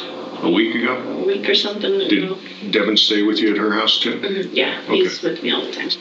This is an extremely important statement. If they can confirm that either Devon or Alicia was at the scene of the crime, they'll be able to lock both of them into it. The detective immediately realizes the importance of this and forces her to double down on her statement. Now, has Devin been with you the entire time? Mm-hmm. Since you've been here in Denver? Mm-hmm. And since he stayed with you at her house? Mm-hmm. And he's been staying with you in your car or at Caleb's this whole time, up until tonight? Mm-hmm. Okay. So, has Devin been in the car with you every time you've been out in the car? I believe so, yes. Now, on top of the information from before, the detectives know that wherever her car was, both her and Devon had to have been there too. This is where the second stage of the interrogation begins. They're aware she's guilty, have an extremely detailed timeline of events, and know she's feeling extremely uncomfortable. Now, the plan is simple. They want her to give up as much information about the actual murder and the other suspects as possible, so they can easily implicate everyone else that's waiting for their interrogation. So the detectives take a short break. Stop telling me you need to stay with your car insurance company longer to get that better deal. That doesn't work. I was with this company for years and had zero issues. No tickets, no claims, and still I was paying over $160 a month for nothing. Once I used this site... When they sit back down, they plan to switch gears completely. They're going to heavily apply the pressure and attempt to extract a full confession. Thank you for all this. It's pretty apparent to me you're being truthful about things. And it's also apparent that there's some stuff you don't want to talk about. But we've been sitting here talking for a while.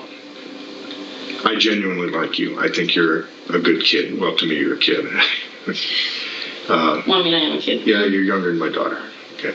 You're up here from the Springs. You've had some stuff in your life, but now you're up here in Denver hanging with these guys that you've got, some history. Some rough history, not your kind of history, right? Mm-hmm. You're kind of out of your element up here, all right? I don't know that you got yourself into trouble, other than the people you're hanging with, but these other people have gotten you into a lot of trouble. Who? Caleb, for one. He got me in a lot of trouble. You just told me, we spent a long time, you were very clear that no one else has been driving your car for the last week. Okay? That you and Devon, or you and Devon and Caleb have been in your car. There's a few random people you don't know, but even when those random people are in the car, you and Devon are in the car. And that's you staying with that? Pretty much. Okay. It's a common tactic to give a suspect an excuse for what they've done. In this case, the detective says he genuinely believes she's a good kid and has just been swept along in what's happened. It's likely he'll also tell her at some point soon that if she helps them out, they might be able to give her a much lighter sentence. It's also important to note that he's still trying to keep a friendly demeanor to her, and the reason for this hasn't changed. If he starts to get angry at her now, she might become closed off and refuse to tell them anything. If anything, he's even trying to seem fatherly, choosing to mention his daughter and calling her a kid, something that could even be a response to her saying her father passed away when she was younger. However, all of this is leading up to something. They're finally going to reveal why she's really there and exactly what they know. So, remember the day that it was raining? It was snowing? Real bad weather? That was Friday. That night, the night before all that snow and rain? Do you remember where you were that night? Honestly, I could not tell you. Okay. Do you remember being in a dark parking lot that night? I don't know. Okay, look at me. Your car is at the scene of a murder. Someone got out of your car, shot someone, and killed them. Got back into your car and drove away. You just told me that you were driving your car all week. You need to tell me the truth. Honestly, I don't recall. You don't recall? I don't. We have it on video. I know that the person who shot this guy is a guy. I know it wasn't you. I know it was your car. You tell me you're the only one driving your car, so you were driving the car. I mean, yeah, but I don't recall being in wherever you're saying I was. Picture yourself in this situation. If you'd just been told that police believe you were at the scene of the crime, would your first response be, I don't recall? Anybody innocent would be shocked to hear this information and do everything they could to clear their name and distance themselves from the crime. Alicia was there, and now the detectives are more certain of this than ever, and they're starting to get frustrated. Honestly, you need to be honest with me here. I am? No, you're not. I do know you were driving the car.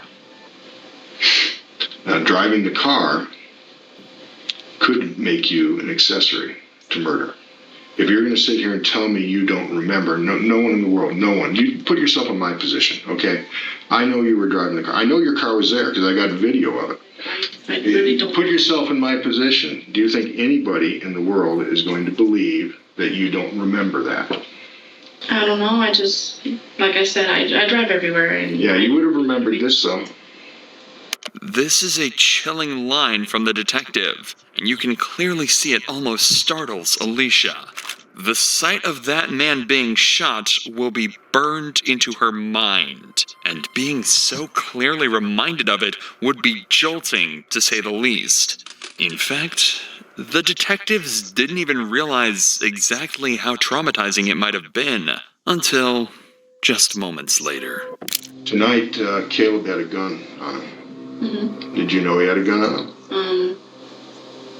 No, because I don't just pat everybody down that comes in my car.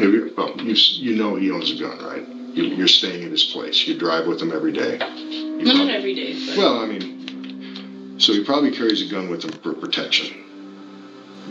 In the parts of town. Well, really, I don't really like seeing guns. I don't really like being around guns. But only because of what happened to my dad. Have you seen him with a gun before? Not really, no, because I don't pay attention. What happened to your dad with a gun? He was murdered. He was murdered? Yeah. Okay. With a gun. So this was probably pretty traumatic for you, seeing someone murdered with a gun. I did not see anybody being It happened right in front of your car. Like I said, I don't recall. Notice how quickly the detective hones in on her father's murder and how similar that may have been to this incident. He's looking for any opening to make her feel uncomfortable and guilty. And as horrible as it may sound, this is about as good as you can get. So the detectives take one last break to think about their final move and come back with the last and possibly most damning piece of evidence of all.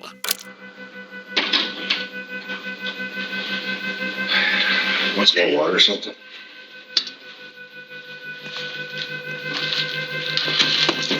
You've been on the other side of this, haven't you? With your dad. You've been on the other side of this whole thing, haven't you? What does that mean? I mean, you got a family member murdered. So you've seen the other side of this. Well, not really. Not really. They let the man that did it go away. They did. How'd that feel? Mm-hmm. Did they catch him and not?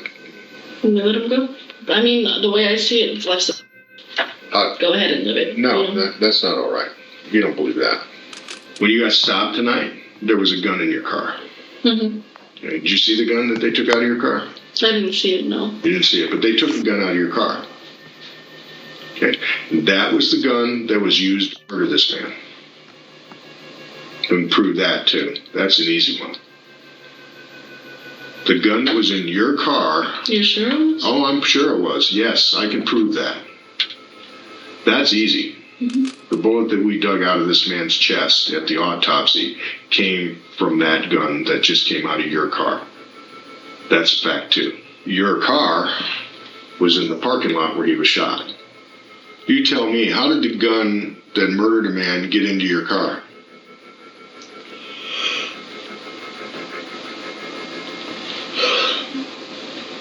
I don't know. The detectives get very little other information out of her from this point onwards, but they've already gotten more than enough. They've heavily implicated her in the crime, and it sounds as though Devon had to have been there with her too. It's at this point that we'll take a break from the suspect's interrogation, as, unfortunately, convicting the criminals is only one half of these officers' jobs. And while all of this is going on, another team of detectives and officers are tasked with the brutal job of breaking the news of Andrew's death to his family.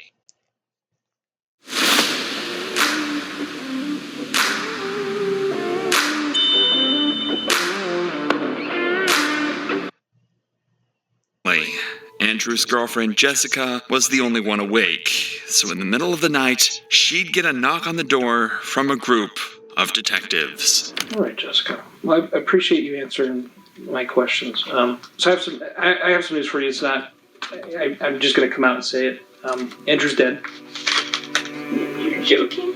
I'm not joking. Andrew is dead. What happened? He was shot, and he died in the parking lot. Oh my god. Have you guys already informed his mom or anything? You're the first person I was able to get a hold of. And I know that this is hard to hear. Oh my god. This clip is devastating, as it seems like Jessica had absolutely no idea of any of the events that transpired earlier that night. As far as she was aware, Andrew was simply going out to get them barbecue dinner. However, as sad as this is, detectives have to consider the possibility of Andrew having some sort of connection to the group. For all they know, this could have been a drug deal gone wrong or some other illegal activity that caused the shooting. With this in mind, detectives would bring Jessica to the station where they could conduct a formal interview to determine if Andrew had any prior connection to the group that killed him.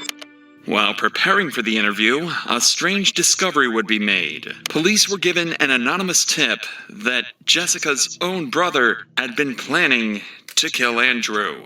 The two had supposedly a recurring issue with one another that had gotten progressively worse. This is awfully coincidental, and something detectives need to get to the bottom of. My brother just saw it on the news. They just put it on the news. Oh, did they? Yeah. And then I saw the picture of him on there. Okay. I bet that was pretty rough. So I received information going back a year, maybe 2 years. Your brother had threatened Andrew. Yeah, Basically. he didn't threaten him directly. It was indirectly to me. Meaning I was driving to work one morning and we were having a fight, and that's when he really unnerved me, so I told Andrew, and then Andrew wanted to take it to the police, and the police said your best option would be just to move away from the situation, so we did. What was said? It was obviously fairly egregious if... Basically, it was just probably something to the effect, I'll just take him out too. What do you think he meant by that? I mean, well, the first thought to my head is to kill him, taking someone out. While these comments from Jessica's brother are disturbing, Jessica doesn't seem too bothered by it now. But at the time, they took it seriously enough to move houses just to get away from him. But the detective can't just take Jessica's word for this. Luckily, there are some simple ways that he might be able to prove if he was involved or not. What kind of car does your brother drive? The Pathfinder. What color is that? Green. Well, like a dark forest green. Does your brother have access to firearms or anything like that? He's not allowed to. Why not? He has charges against him for past stupidity. Okay. And I don't know all those crimes because I didn't bother to try to talk to him about them. The description of his cars don't match up with the one on CCTV at all, and if he's not allowed access to any firearms, then it's very unlikely that he was their guy. However, before they wrap up the interview, Jessica asks a final, devastating question. Can I just ask you one question? Sure. Andrew? Can I ask you, where he was shot? Just because his mom told me that when he was shot, the witness who saw it ran to him and stayed with him until he passed. He was shot in the chest. Okay. Yeah. You don't deserve that at all. No, nobody deserves that. So, from all accounts, from what you've been saying, it seems like it was a very good... Okay, I don't know if anyone's in the chat. Do you guys believe her or not? Because she was crying at first. She came in crying. She was crying at home. Like, the minute they started talking about this, then she was just not crying at all. And then all of a sudden, she's bawling her eyes out at the end of the interview when it's time to go home. And now it's like, oh, he was shot in the chest. That's a terrible way to go. There's more ways to get shot that are significantly worse than in the chest. Or just I don't know. It's giving that she's faking right now. I feel like she has something to do with it. I'm just saying. Very good guy. Yep. This question echoed in the detectives' heads for the rest of this case. I just said it. Didn't I just say it? Thank you. Yep. It really seemed like Andrew was a nice, peaceful man who was brutally killed that night. Detectives would go on to interview Jessica's brother as well, and managed to fully clear his name as a suspect. Caleb, Devon, and Alicia had no connection to Andrew. This was a cold-blooded murder. This case had just taken a far more sinister turn, and detectives had to find justice for not only Andrew, but for the rest of his family. After Alicia's interrogation, they would bring in Caleb, the man who they at this point believe actually pulled the trigger. But Caleb wasn't planning on making things easy. His interrogation lasts just 4 minutes, but opens up an entirely new side to this investigation, filled with dozens of shocking new pieces of evidence, all sparked by just one tiny thing that he said. All right, Caleb. It's been a long night, huh? Yeah. All right, Caleb, I'm Detective John Meone. I'm a detective here with Denver, and I'm going to talk to you about your traffic stop, your friends, and the gun that you had on you tonight. What's your home address, Caleb? 1548 in Fountain. If you want to talk to me about what happened, your answer is yes. If you don't want to talk to me, you should say no. No, that'll avoid it. Okay. The interrogation ended here, but unbeknownst to Caleb, he gave away a crucial piece of evidence, his address. And it took police no time at all to obtain a search warrant. Police, open up the door. Police, open the door. Show me your hands. Show me your hands. Step up. Who else is in here? Nobody just in, sir. I don't live here. This is not my house. This is Brent's house of mine. I apologize. If you're in here, make yourself known. Do it now. Police department, come out. Come out with your hands up. That was one of Caleb's friends, and he's one of the 3 keys inside this apartment that would unlock the case for the detectives. The second was this giant stock of 9mm bullets that perfectly matched the bullet found lodged inside Andrew's body. And if that wasn't damning enough, there was one more piece of evidence inside that was the most shocking of all, but the police hadn't even realized it yet. Instead, they wanted to have a quick conversation with the man they found inside. It seems that Caleb was known to this guy as Modelo, and Devon as Silencio. Often friends of suspects like this tend to keep their mouths shut out of trust, but this time, well, see for yourself. Modelo got out of the car, I guess, to go mug this dude with a gun. Dude dropped the wallet on the ground. Modelo unloaded the gun into somebody, I guess. So whoever was in the car, I guess, Silencio just told me that they saw him get back up or whatever, and they ran him over as they drove off. That's all I know. This was everything detectives could have asked for. I guess. But this time, well, see for yourself. Modelo got out of the car, I guess, to go mug this dude with a gun. Dude dropped the wallet on the ground. Modelo unloaded the gun into somebody, I guess. So whoever was in the car, I guess, Silencio just told me that they saw him get back up or whatever, and they ran him over as they drove off. That's all I know. This was everything detectives could have asked for, but what came next was their most haunting discovery of all. Inside Caleb's house was a receipt from 7-Eleven dated just minutes after the murder, proving that Caleb, Devon, and Alicia were indeed the ones laughing at the gas station after the murder. All of these events transpired over 24 hours, but police had left out one crucial suspect, Devon, aka Silencio, and it was for good reason. Police knew Devon was desperate to keep his girlfriend Alicia from getting charged, so if they could use that against him, they might be able to get him to admit to the murders. The mounting pressure on Devon became so intense that he started confessing to other crimes and robberies he had committed in the past. I'll tell you straight up, me and Caleb together have done crimes before. Okay. What you're about to witness is a 21-year-old talking himself into over 300 years in prison. Not a lot of people know about this brand, but it's one that I and a ton of other college and pro level athletes swear by. It's called. Bro. People don't Yeah, even make it past 80 years. Devon. God Do you go by damn. Devon? Yeah. I'm probably gonna screw that up, so if I do, I apologize, alright? No worries about it. So, Devon, like I said, my name is Mark Spurgeon. I'm an investigator with the Jefferson County District Attorney's Office. You know Nate, right? You know we're both cops? Yep. Okay. It's been my understanding that when they made contact with you this afternoon, that you were willing to talk to us again. Is that true? To an extent, yeah. Okay. To an extent? Okay.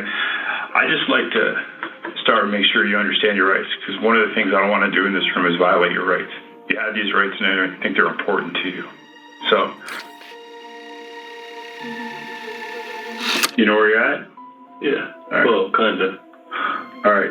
I know this sounds stupid, but I want to make sure that you understand what we're doing. Where are you at? Some police station. Okay. All right. What state are you in? Colorado. Who's the president? Trump.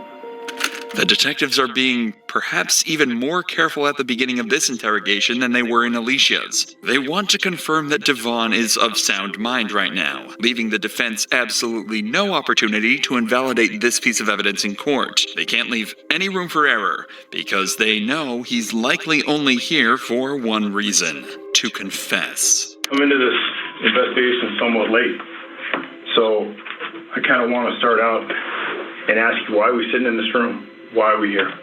Fill me in.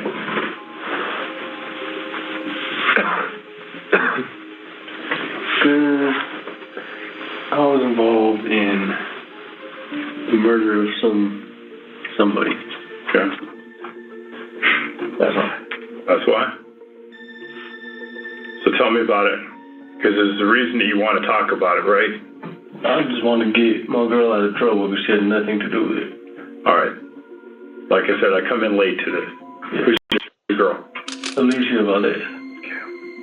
The detective's plan worked perfectly. He's here to tell the cops everything in hopes that he can maybe get his girlfriend out of trouble. But you can still clearly see how uncomfortable with this he is. As soon as he's asked why he's here, he goes from sitting perfectly still to dancing around in his chair, searching his pockets, and leaning back away from the detectives. It doesn't matter if he thinks this is the right thing to do, he still knows he's being checkmated, and he's about to sentence himself to a lifetime in jail.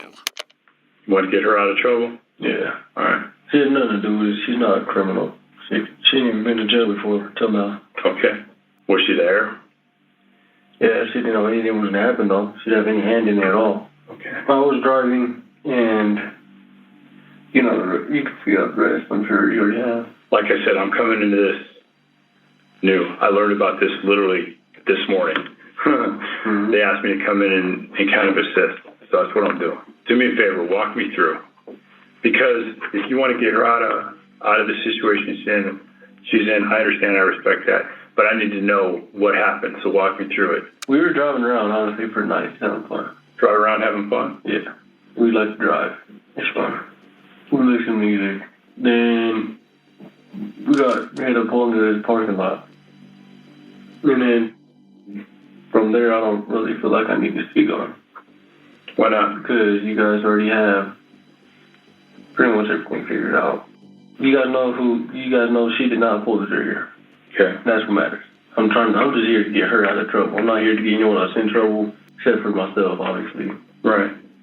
All I can tell you is no one knew that the shooting was going to happen. It was not planned. So it wasn't planned? Hell no, it wasn't planned. Who plans on driving to a parking lot shooting some random white guy? Were you planning on robbing him? Like I said, I wasn't planning on doing it.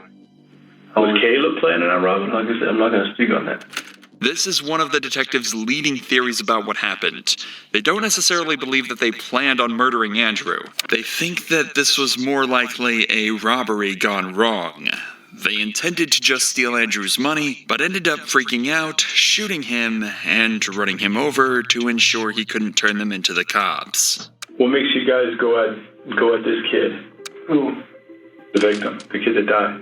He's not a kid. He's 27. But right. He is to me. True. Well, like I said, I didn't know. I don't know. I wasn't planning on anything happening to him. I didn't know what was gonna happen to this guy. So when something went off.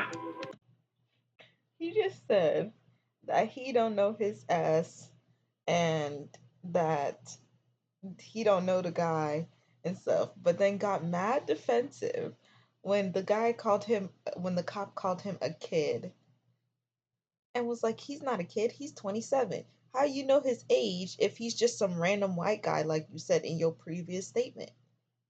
Like, people are hilarious.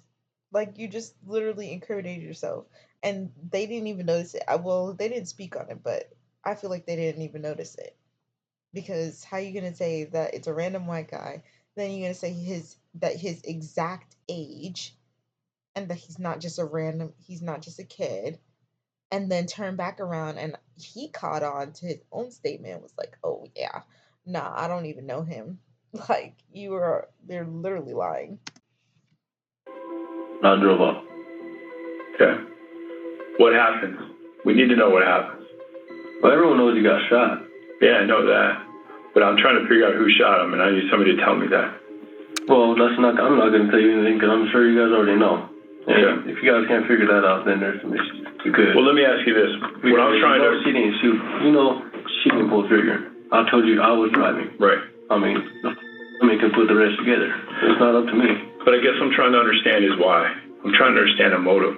I don't know. I told you. None of us do that happen. I'm sitting in the damn car. Mm-hmm. So I obviously don't know anything's going to happen. You drive him there. You put him in that lot. Unfortunately, that's how it looks. That is how it happened. Yeah. It's nothing. I'm telling you, nothing was planned. Let me ask you this. Were you just thinking was Caleb, or do you even know was Caleb trying just to rip off, get some money? And it's bad? We're not perfect. I've done this before. At this point, it's obvious that Devon's lawyer will have told him clearly not to discuss anything that doesn't relate directly to Alicia. He's only going to talk about anything that might help get her out of trouble. It's also at this point that the detective realizes that. He knows that he's not going to get anything out of Devon beyond that, so that's when he decides to do something extremely clever. He's going to abuse the fact that Devon only wants to get Alicia out of trouble, and phrase his next question in a way that forces him to give up some vital information. I'm not going to speak on anything else besides me and Alicia. Let me ask you this. Did you guys talk about it? What do you mean? Did you guys talk about it? Did you and Caleb say, hey, this is what we're thinking about? Because I'm trying to figure out, is she the one planning this? Alicia had nothing to do with any of this. So help me understand that. I'll tell you straight up, me and Caleb together have done crimes before. Okay. I'm worried about this one. This one right here.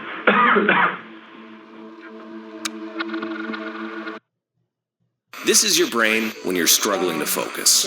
And this is your brain when you're in the zone. But getting in the zone and staying there, that feels more like luck than something you can control. So that's why we made Brain FM. It's like a do not disturb setting for your mind. And it gets you focused in just 5 minutes. Using science and sound, Brain FM guides your brainwaves into an optimal state for productivity called neural phase locking, which lets different parts of your brain work together more easily. Compared to average music, Brain FM actually increases and sustains your focus over time, letting you stay in the zone for as long as you want. You can also use Brain FM for relaxation, meditation, and even sleep. But don't take our word for it. Join millions of others and try it yourself for free, and see what you get done with Brain FM.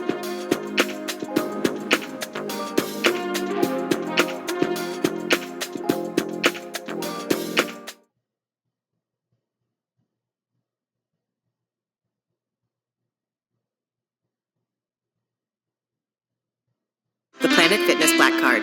Access any location, bring a friend anytime, and recover in the Black Card Spa. This is supposed to go like that. How was it supposed to go? Like I said, I don't see the need to get in all that. It's not going to benefit me or her. I don't see, or him. Well, right now we're still trying to figure out her role. And if we can explain her role, and there's only two people that can explain her role, you and Caleb. Caleb ain't talking to us. Without us understanding the specifics of how this went down, and if her involvement or what her involvement was in that, with some explanation that we can go back to a DA and say, hey, this is what's going on. This person was honest. She didn't know it was going to go down. But I've got to know that, but I've got to understand how it got planned then. You understand? I have to have some type of specifics to try to sell that. If you want to try to help her, help her. Put simply, if Devon wants to get Alicia out of trouble and prove she didn't plan the murder, he'll have to tell them exactly who did, solving the case for them on the spot. He's been checkmated, because no matter what story he tells them from this point out, they've got the evidence to prove or disprove it. Their entire plan was just to get him to talk, and that's exactly what they've done. Now, it's finally time they heard the truth. That's why I'm irritated about this, because I don't know this food, nothing about him. Did you see the confrontation go down between Caleb and this guy? It looked like the white dude was attacking the person, honestly, but I saw the end of it right before the dude got shot. Do you remember when you say the white dude was attacking the other guy, right? Could you describe it to me? It looked like they were squared up and the white dude was rushing the other guy. Let me ask you, if I stood up, would you show me? If I stood up and I'm the white dude, would you show me? Or let me be the shooter, you be the white dude. Would you do that? Yeah. So I understand it. Give me the video. So if you're the other dude, the white dude. So I'm the other guy, right? The white dude's on a bend like this, and he looked like he was squared up, started running toward him. Okay, what's this guy doing? Running backwards, and that's when I heard a gunshot. All right. Do you remember? Stand up again for me. Yeah. So how close are they? They're about. Come to me. They're about. Probably about this. Maybe a little further. Okay. And then that's when I heard a gunshot go off, and the white dude was rushing him. So the right dude's closing that gap? Yeah. So come in. Did they ever get right on top of each other? No. So there's always a distance? Yeah. It's always about both their arms distance. So, all right. About both their arms. Okay. Did the white dude have anything in his hand? I couldn't see. I saw the last end of it. I wasn't really looking for details. I was kind of confused on what was going on. Okay. All right. This guy, not the white dude, the other guy, hands together, hands apart. He's kind of like, well, he was standing like this, trying to tell the dude to back up. Okay. And that's when the white dude kept rushing. I'm assuming maybe he tried to reach for the gun. I don't know. Okay. But that's when the shot goes Was the off. gun in the right hand then? I can't remember. Okay. But he had one hand up and the other hand back. Yeah. Is that right? Yeah. Okay. Getting a suspect to act out an incident is a great way of proving they actually knew what happened. They may be able to match the movements to the CCTV footage or witness accounts, and a defense team will have a hard time arguing that anything here could be misinterpreted. From what Devon is saying, it seems as though there was a struggle between Caleb and Andrew, where the shooter approached Andrew, who quickly tried to defend himself. It's becoming increasingly obvious that this was intended to be a robbery, but when Andrew tried to fight back, it turned into a murder in the blink of an eye. So when these guys are in your windshield, are they across from each other? Like you're looking at the sides of each other? They're like this. Position kind of like this. Could you draw for me? The white dude, I can't draw, but the white dude's standing. They're both standing. White dude's closer to me. They're kind of like this. All right. So you're the driver, right? White dude's closer to the front of the car? Yeah, kind of. All right. So if you're looking, are you looking at his back? You looking at his sides? Looking at his front? Kind of like that. Yeah. Like this? Where's the other guy? Right where he is. I'm kidding. Where's you at? Where's the other guy? They're like that, literally. And then, but it's a little more this way, and I'm a little more back. So this way? Yeah. What are you seeing of this guy? His front? I'm not paying attention to him. I'm paying attention to this guy. Okay. And you think you see him kind of rush? No, he did rush. Okay. So he rushes, but not to the point where they're on top of each other. No, they didn't get it. They didn't get it. The other person was backpedaling. Okay, so this person's moving back, arm up? They've been backpedaling the whole time. That's when the shot goes off. Okay. Tell me where Caleb's arms are at. How's he at? I'm not even saying it was him. Again, it sounds as though as soon as Andrew realized he was being robbed, he started to go on the offensive, forcing Caleb backwards. According to Devon, he then tried rushing Caleb, which scared Caleb into shooting him. They're slowly closing in on the truth here, but not quite there yet, which is why they're still trying to play some tricks on Devon to try and get everything out of him. Devon hasn't admitted that the shooter was Caleb, but notice how the detectives are consistently naming him as the shooter throughout the story. They're trying to get Devon to go along with it and agree or accidentally admit it himself, but he's not slipping up. However, the detectives are relentless and don't stop trying for another hour of tireless interrogation. It's then that Devon finally makes a mistake. What this video goes on. What else you guys talk about? You and her. Well, I can't remember all that. Like you said, it's not shit. I just be work on memorizing.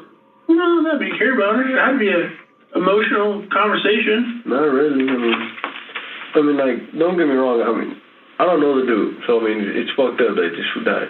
Cause I don't know him. I don't know who he is, what he is, what kind of person he is, or any of that. But it didn't really strike me emotionally, cause I don't have that many emotions. I used to do much. So like, it doesn't really. I mean, I don't really have many emotions about it, except for I'm pissed that he's in jail for it. I'm pissed that he died, of course, because I don't know the guy. I'm always pissed about that.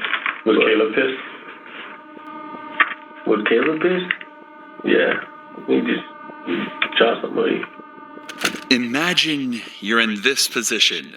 You're trying to hide the fact that your friend shot an innocent man, but the detectives have been taking that fact for granted for the past 2 hours. They've been using his name, asking questions about details, and refusing to accept the fact that it might not have been him. Eventually, you would internalize this idea and forget that you even need to lie. That's what just happened here, and it's why Devon barely even realizes that he's just confirmed that Caleb was in fact the shooter. Of course, there were mountains of evidence against him anyway, but now they have it straight from the source, and a conviction will be easy. The detectives now only have one last question. Was this really an accident, or had they planned this out as a murder from minute one? Remember what he said? Is he panicked? Oliver's kind of panicked because, like I said, I didn't see it coming. I don't like unexpected things like this happening because of this situation exactly. I mean, look at me now. In here for accessory murder and that. I didn't see it. I mean, if I do something, it's going to be planned out and it's going to get done correctly, so I'm not in this situation. That's why I was kind of pissed and I was panicked because I didn't see this about to happen. So let me ask you this. If this is your deal, and this is your plan, we say you're planning the robbery, you've done it. We've already talked about that. I'm not asking when, dates, when. If this is you're doing, it's not going to be random like this. It's going to be planned out. But yeah, and it's not being a random person usually. So what Caleb or this other person we're calling did pretty amateur hour, right? Huh? It's pretty amateur. What, was this happening? Yeah. Yeah, well, like I said, it wasn't even planned. So, I mean, you can't even...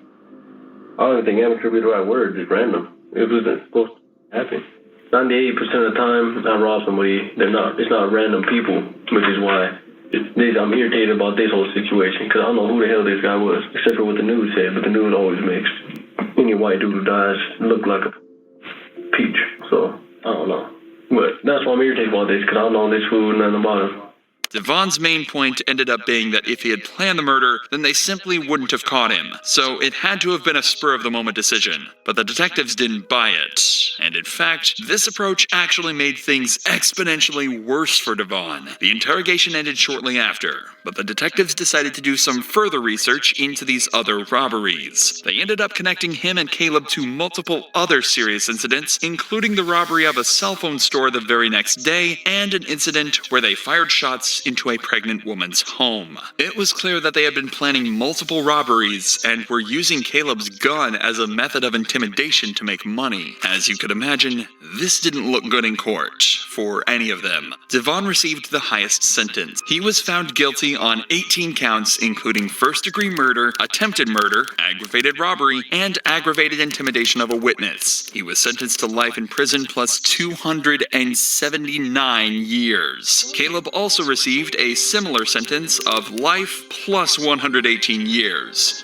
The fourth passenger in the car, Eternity Lopez, was also interrogated, but was found to be completely uninvolved. She was picked up after the murder, so it seems like she was in the wrong place at the wrong time. She was not charged with the incident. But possibly worst of all for Devon, his efforts in the interrogation room failed to even help Alicia get off any lighter. She was also found guilty in the murder of Andrew Janicek and was sentenced to life in prison without the possibility of parole. At Sentry Tower, most players just grab the chest and leave. But there's actually... Alright, y'all. It is 10:33-ish. I'm gonna put on some anime that I was watching yesterday. I would put it on for you guys, but I don't want to get copyrighted. So, yeah, no, unfortunately. Not gonna happen.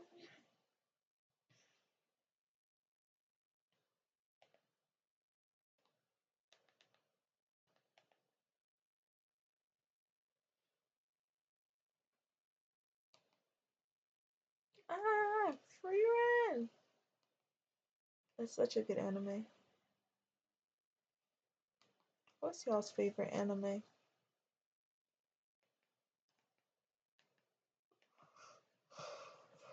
Probably in one of my next streams we'll have like an actual talk about it. About animes. And what animes we're watching these days. I heard what's it called? Blood Lifeline or what's it called? Beyond a Lifetime. Something.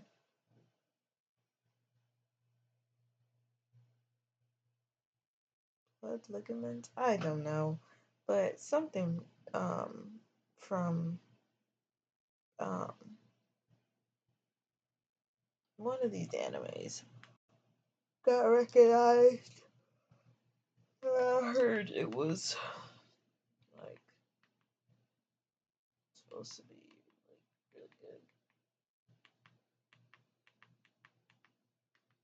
This is new season of Mashal, but I don't recall because really I don't recall.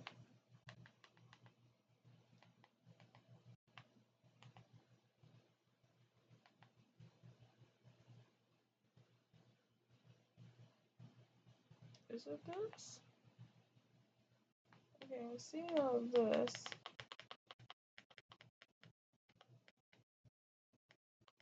I was so disappointed that it was only one season. Okay. Yeah, I guess I am on this one. Alright, I guess we're watching Mashal.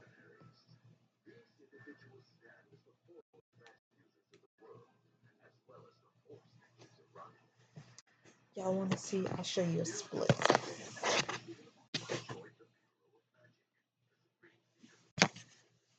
Actually, I'll show y'all when the theme song is on.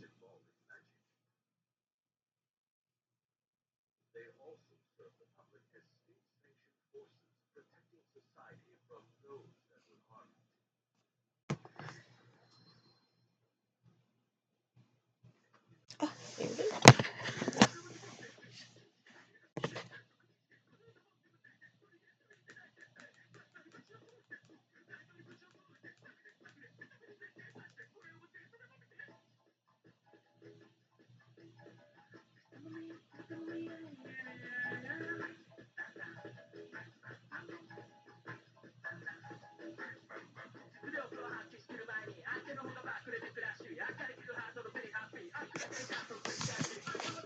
I literally love this song so much, and it reminds me of the intro of Dandaran, and literally, like, fangirling. So good. It's so good. Like, this is a song that you cannot help but getting up and shaking some ass. Like, most people are twerking to Cardi B, and I'm twerking to Mashal theme song. You know?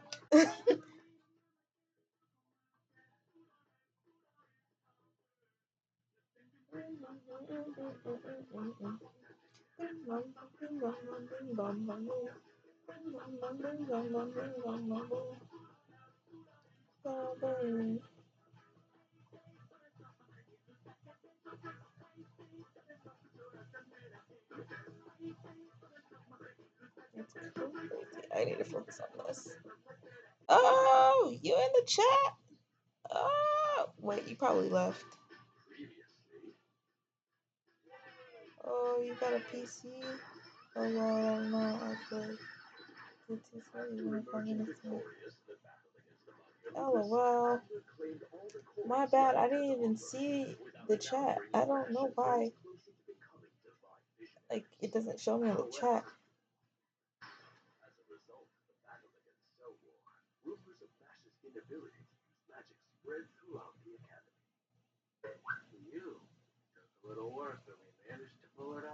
I don't have a PC, really.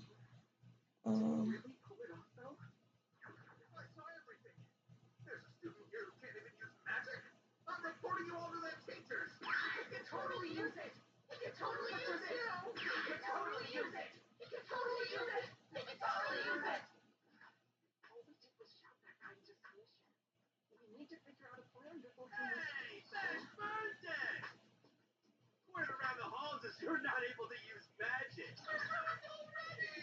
So are the rumors true, Mash? You really can't use it? No, I can't. I can't use magic. I can't use magic. It's Blaine right. He's rambling like a broken record. All the practice we did is paying off. Yes. You don't gotta lie to me, man. Like I said, the rumors are going around. It's a huge deal. Let's go. Completely slow. You know, protecting non-magic users makes you a criminal too.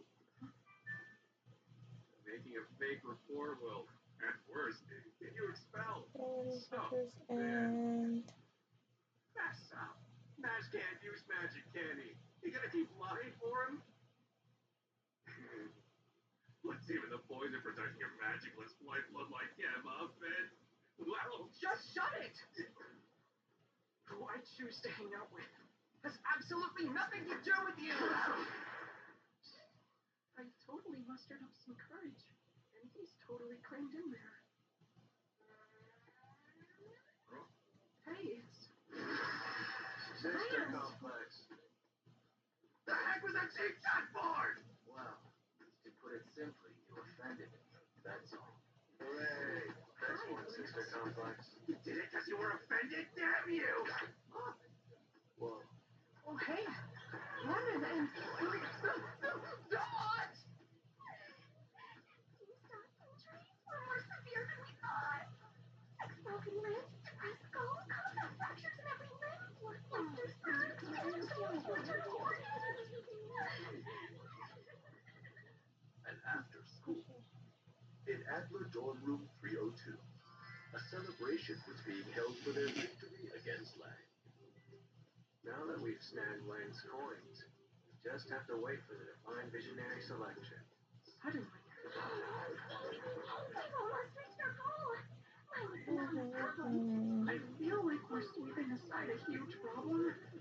Also, what in the world are they doing here? And why is he holding a doll? Does that scream party vibes to him?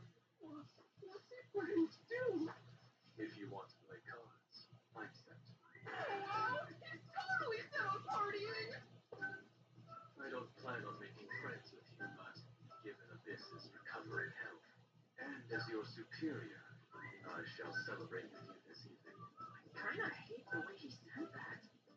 You should also know if any of you dares be Lord Abel in a game. I will end you. So much for enjoying the game! my bad, bro. I didn't know you were in the stream. Thank you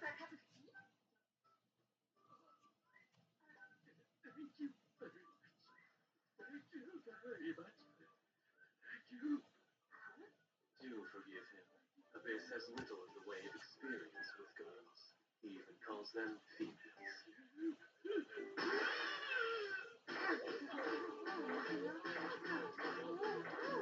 Why is she here?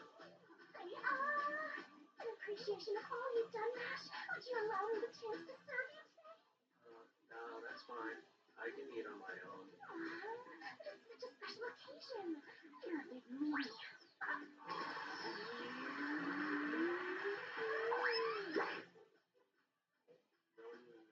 Incredible, Mash. That has got to be the wrong way to feed him. Lance, about before, after you got separated from us midway through, what'd you find in the basement? Right. Once I'd fought off the guy from Langdor, I faced some self-proclaimed death row inmates. I was fighting one of them. For some reason, he pulled out before we could finish. That basement has death row inmates? How scary! Jack. B.S. Brilliant, Lord April. They're playing BS by themselves!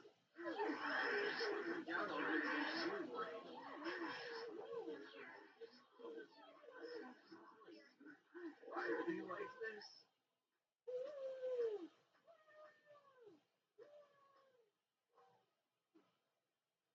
Listen, Mash. As thanks for today's invite, I have a warning for you.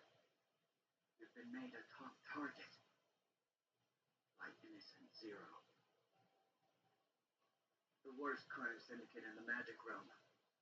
They infiltrated the academy to search for people with high magical power.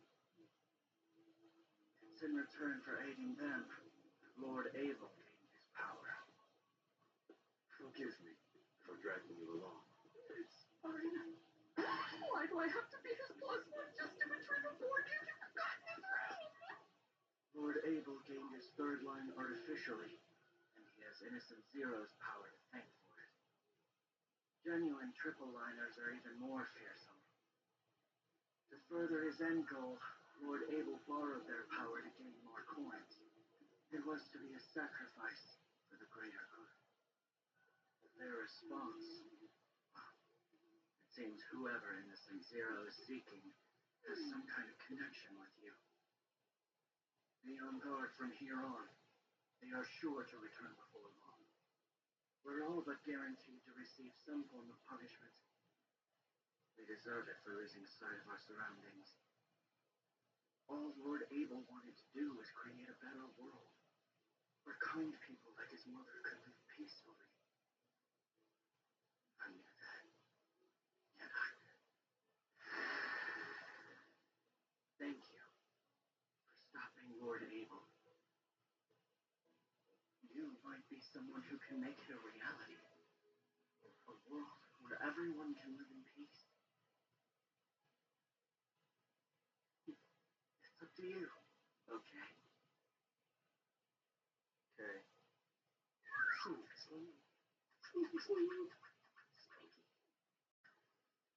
Chickened out earlier, but this time I'm gonna find undeniable proof they can't use magic.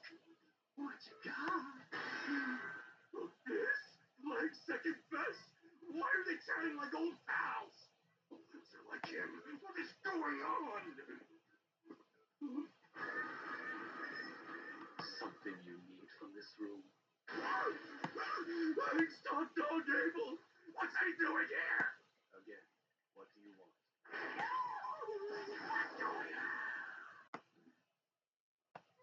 Hi, but what were you two talking about earlier?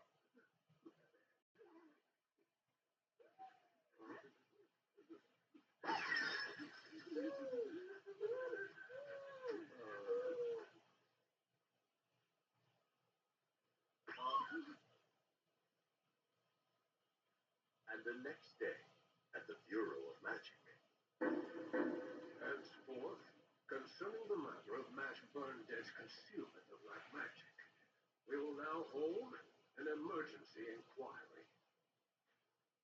Mash Burndead, in our society, concealing your lack of magic is a serious crime. Tell me, lad, who was it that created this world? Some big shot. It was God who created this world for us. As God's creation, this world is more beautiful than anything else. So too is magic. It is a miracle God bestowed upon us humans alone.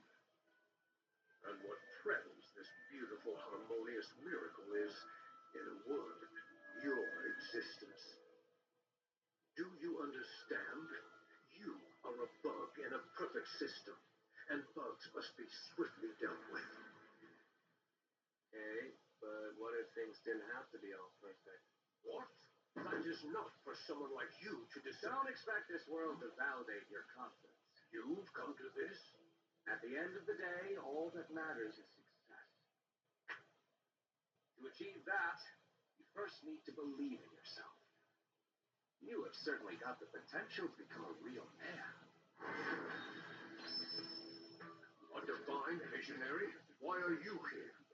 Details like that just get in the way. Ain't that right, Mushroom? Yeah. But you see, Mushroom, we live within the rules. And as you've no doubt noticed, the rules exist for the majority. If we attempted to accommodate every last person, order would never be upheld. Then what should we do, you may be wondering? Why, it's simple. You sway the majority to your way of thinking. By the way, the legitimacy of the belief itself isn't all that important. All that matters is the messenger of said belief. What's the candle for? I'm tasking you with lighting it. Without touching it, of course. Not even a little? That's right. Magic is everything in this world. So, you need to display for us a miracle stronger than magic. Are you truly manly? Now's your chance to prove it. This is absurd. How can someone with no magic even hope to light that without touching it? Huh? His wand? Just what is someone with no magic going to do with wand? He can't possibly do anything. Really? How cruel of you, Sir Ryo. Asking for the impossible so he'll give up.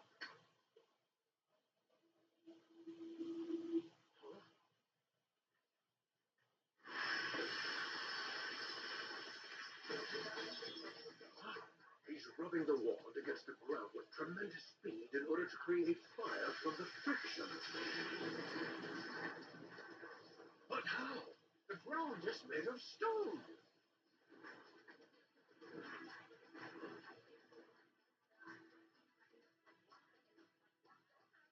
I get it. If I'm gonna change the world's views, then I'll do it with my fist.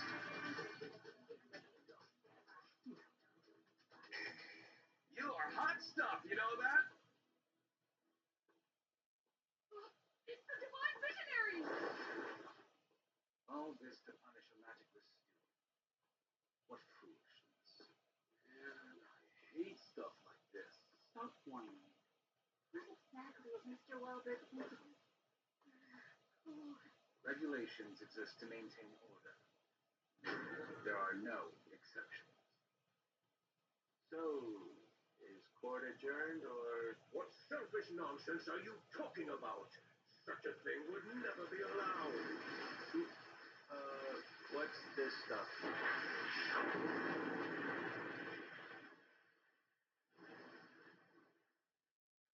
Okay, now what's all this about? Why are you acting like things have been resolved? What? But you all are the divine visionaries. What brings you here? Believe me, it's a real drag when Mr. Wahlberg asked us to be here. We head home now. Noisy as ever, I see. Who are you aiming that attitude at? You say that as if I'd be aiming at anyone else. Well, we must adhere to regulations. Flexibility seems a license, of course. Simply put, regulations exist chiefly to rein in individuals with differing ideas. Making exceptions will only lead the system to failure. And we, who stand above others, must heed that fact. It's It's outrageous to allow exceptions due to fleeting emotion. On top of that, he hid his lack magic status and attended Eastlit camp. He must atone for his crimes with death. You can be certain that this is the consensus of all the divine visionaries. That opinion is unacceptable.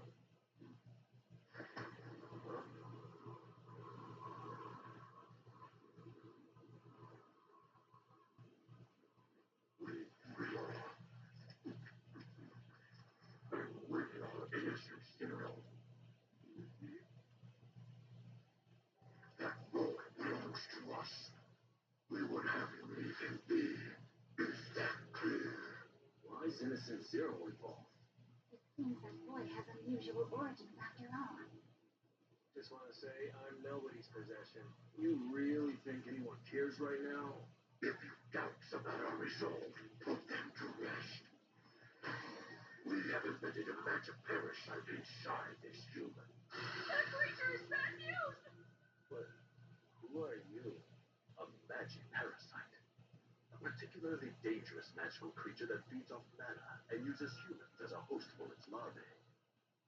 It reacts to any who try peeling it off its host, using them as the next host. Consider this declaration our statement of intent to all gathered here. From henceforth, this world belongs to us. Meaning, you're declaring war against the Bureau of Magic. Eager to end this long-standing conflict of ours. Alright, y'all, I'm tired, so I want to get comfortable, and I know the minute I do, I'm going to fall asleep. So, thank you for being in the stream, chatting with me, or at least chatting, and sorry I didn't see anyone's messages. Wish I did engage with you guys a little bit more today, but there's always tomorrow, so I'll see you guys later, and I hope you guys are doing well, and yeah, have a good night, guys.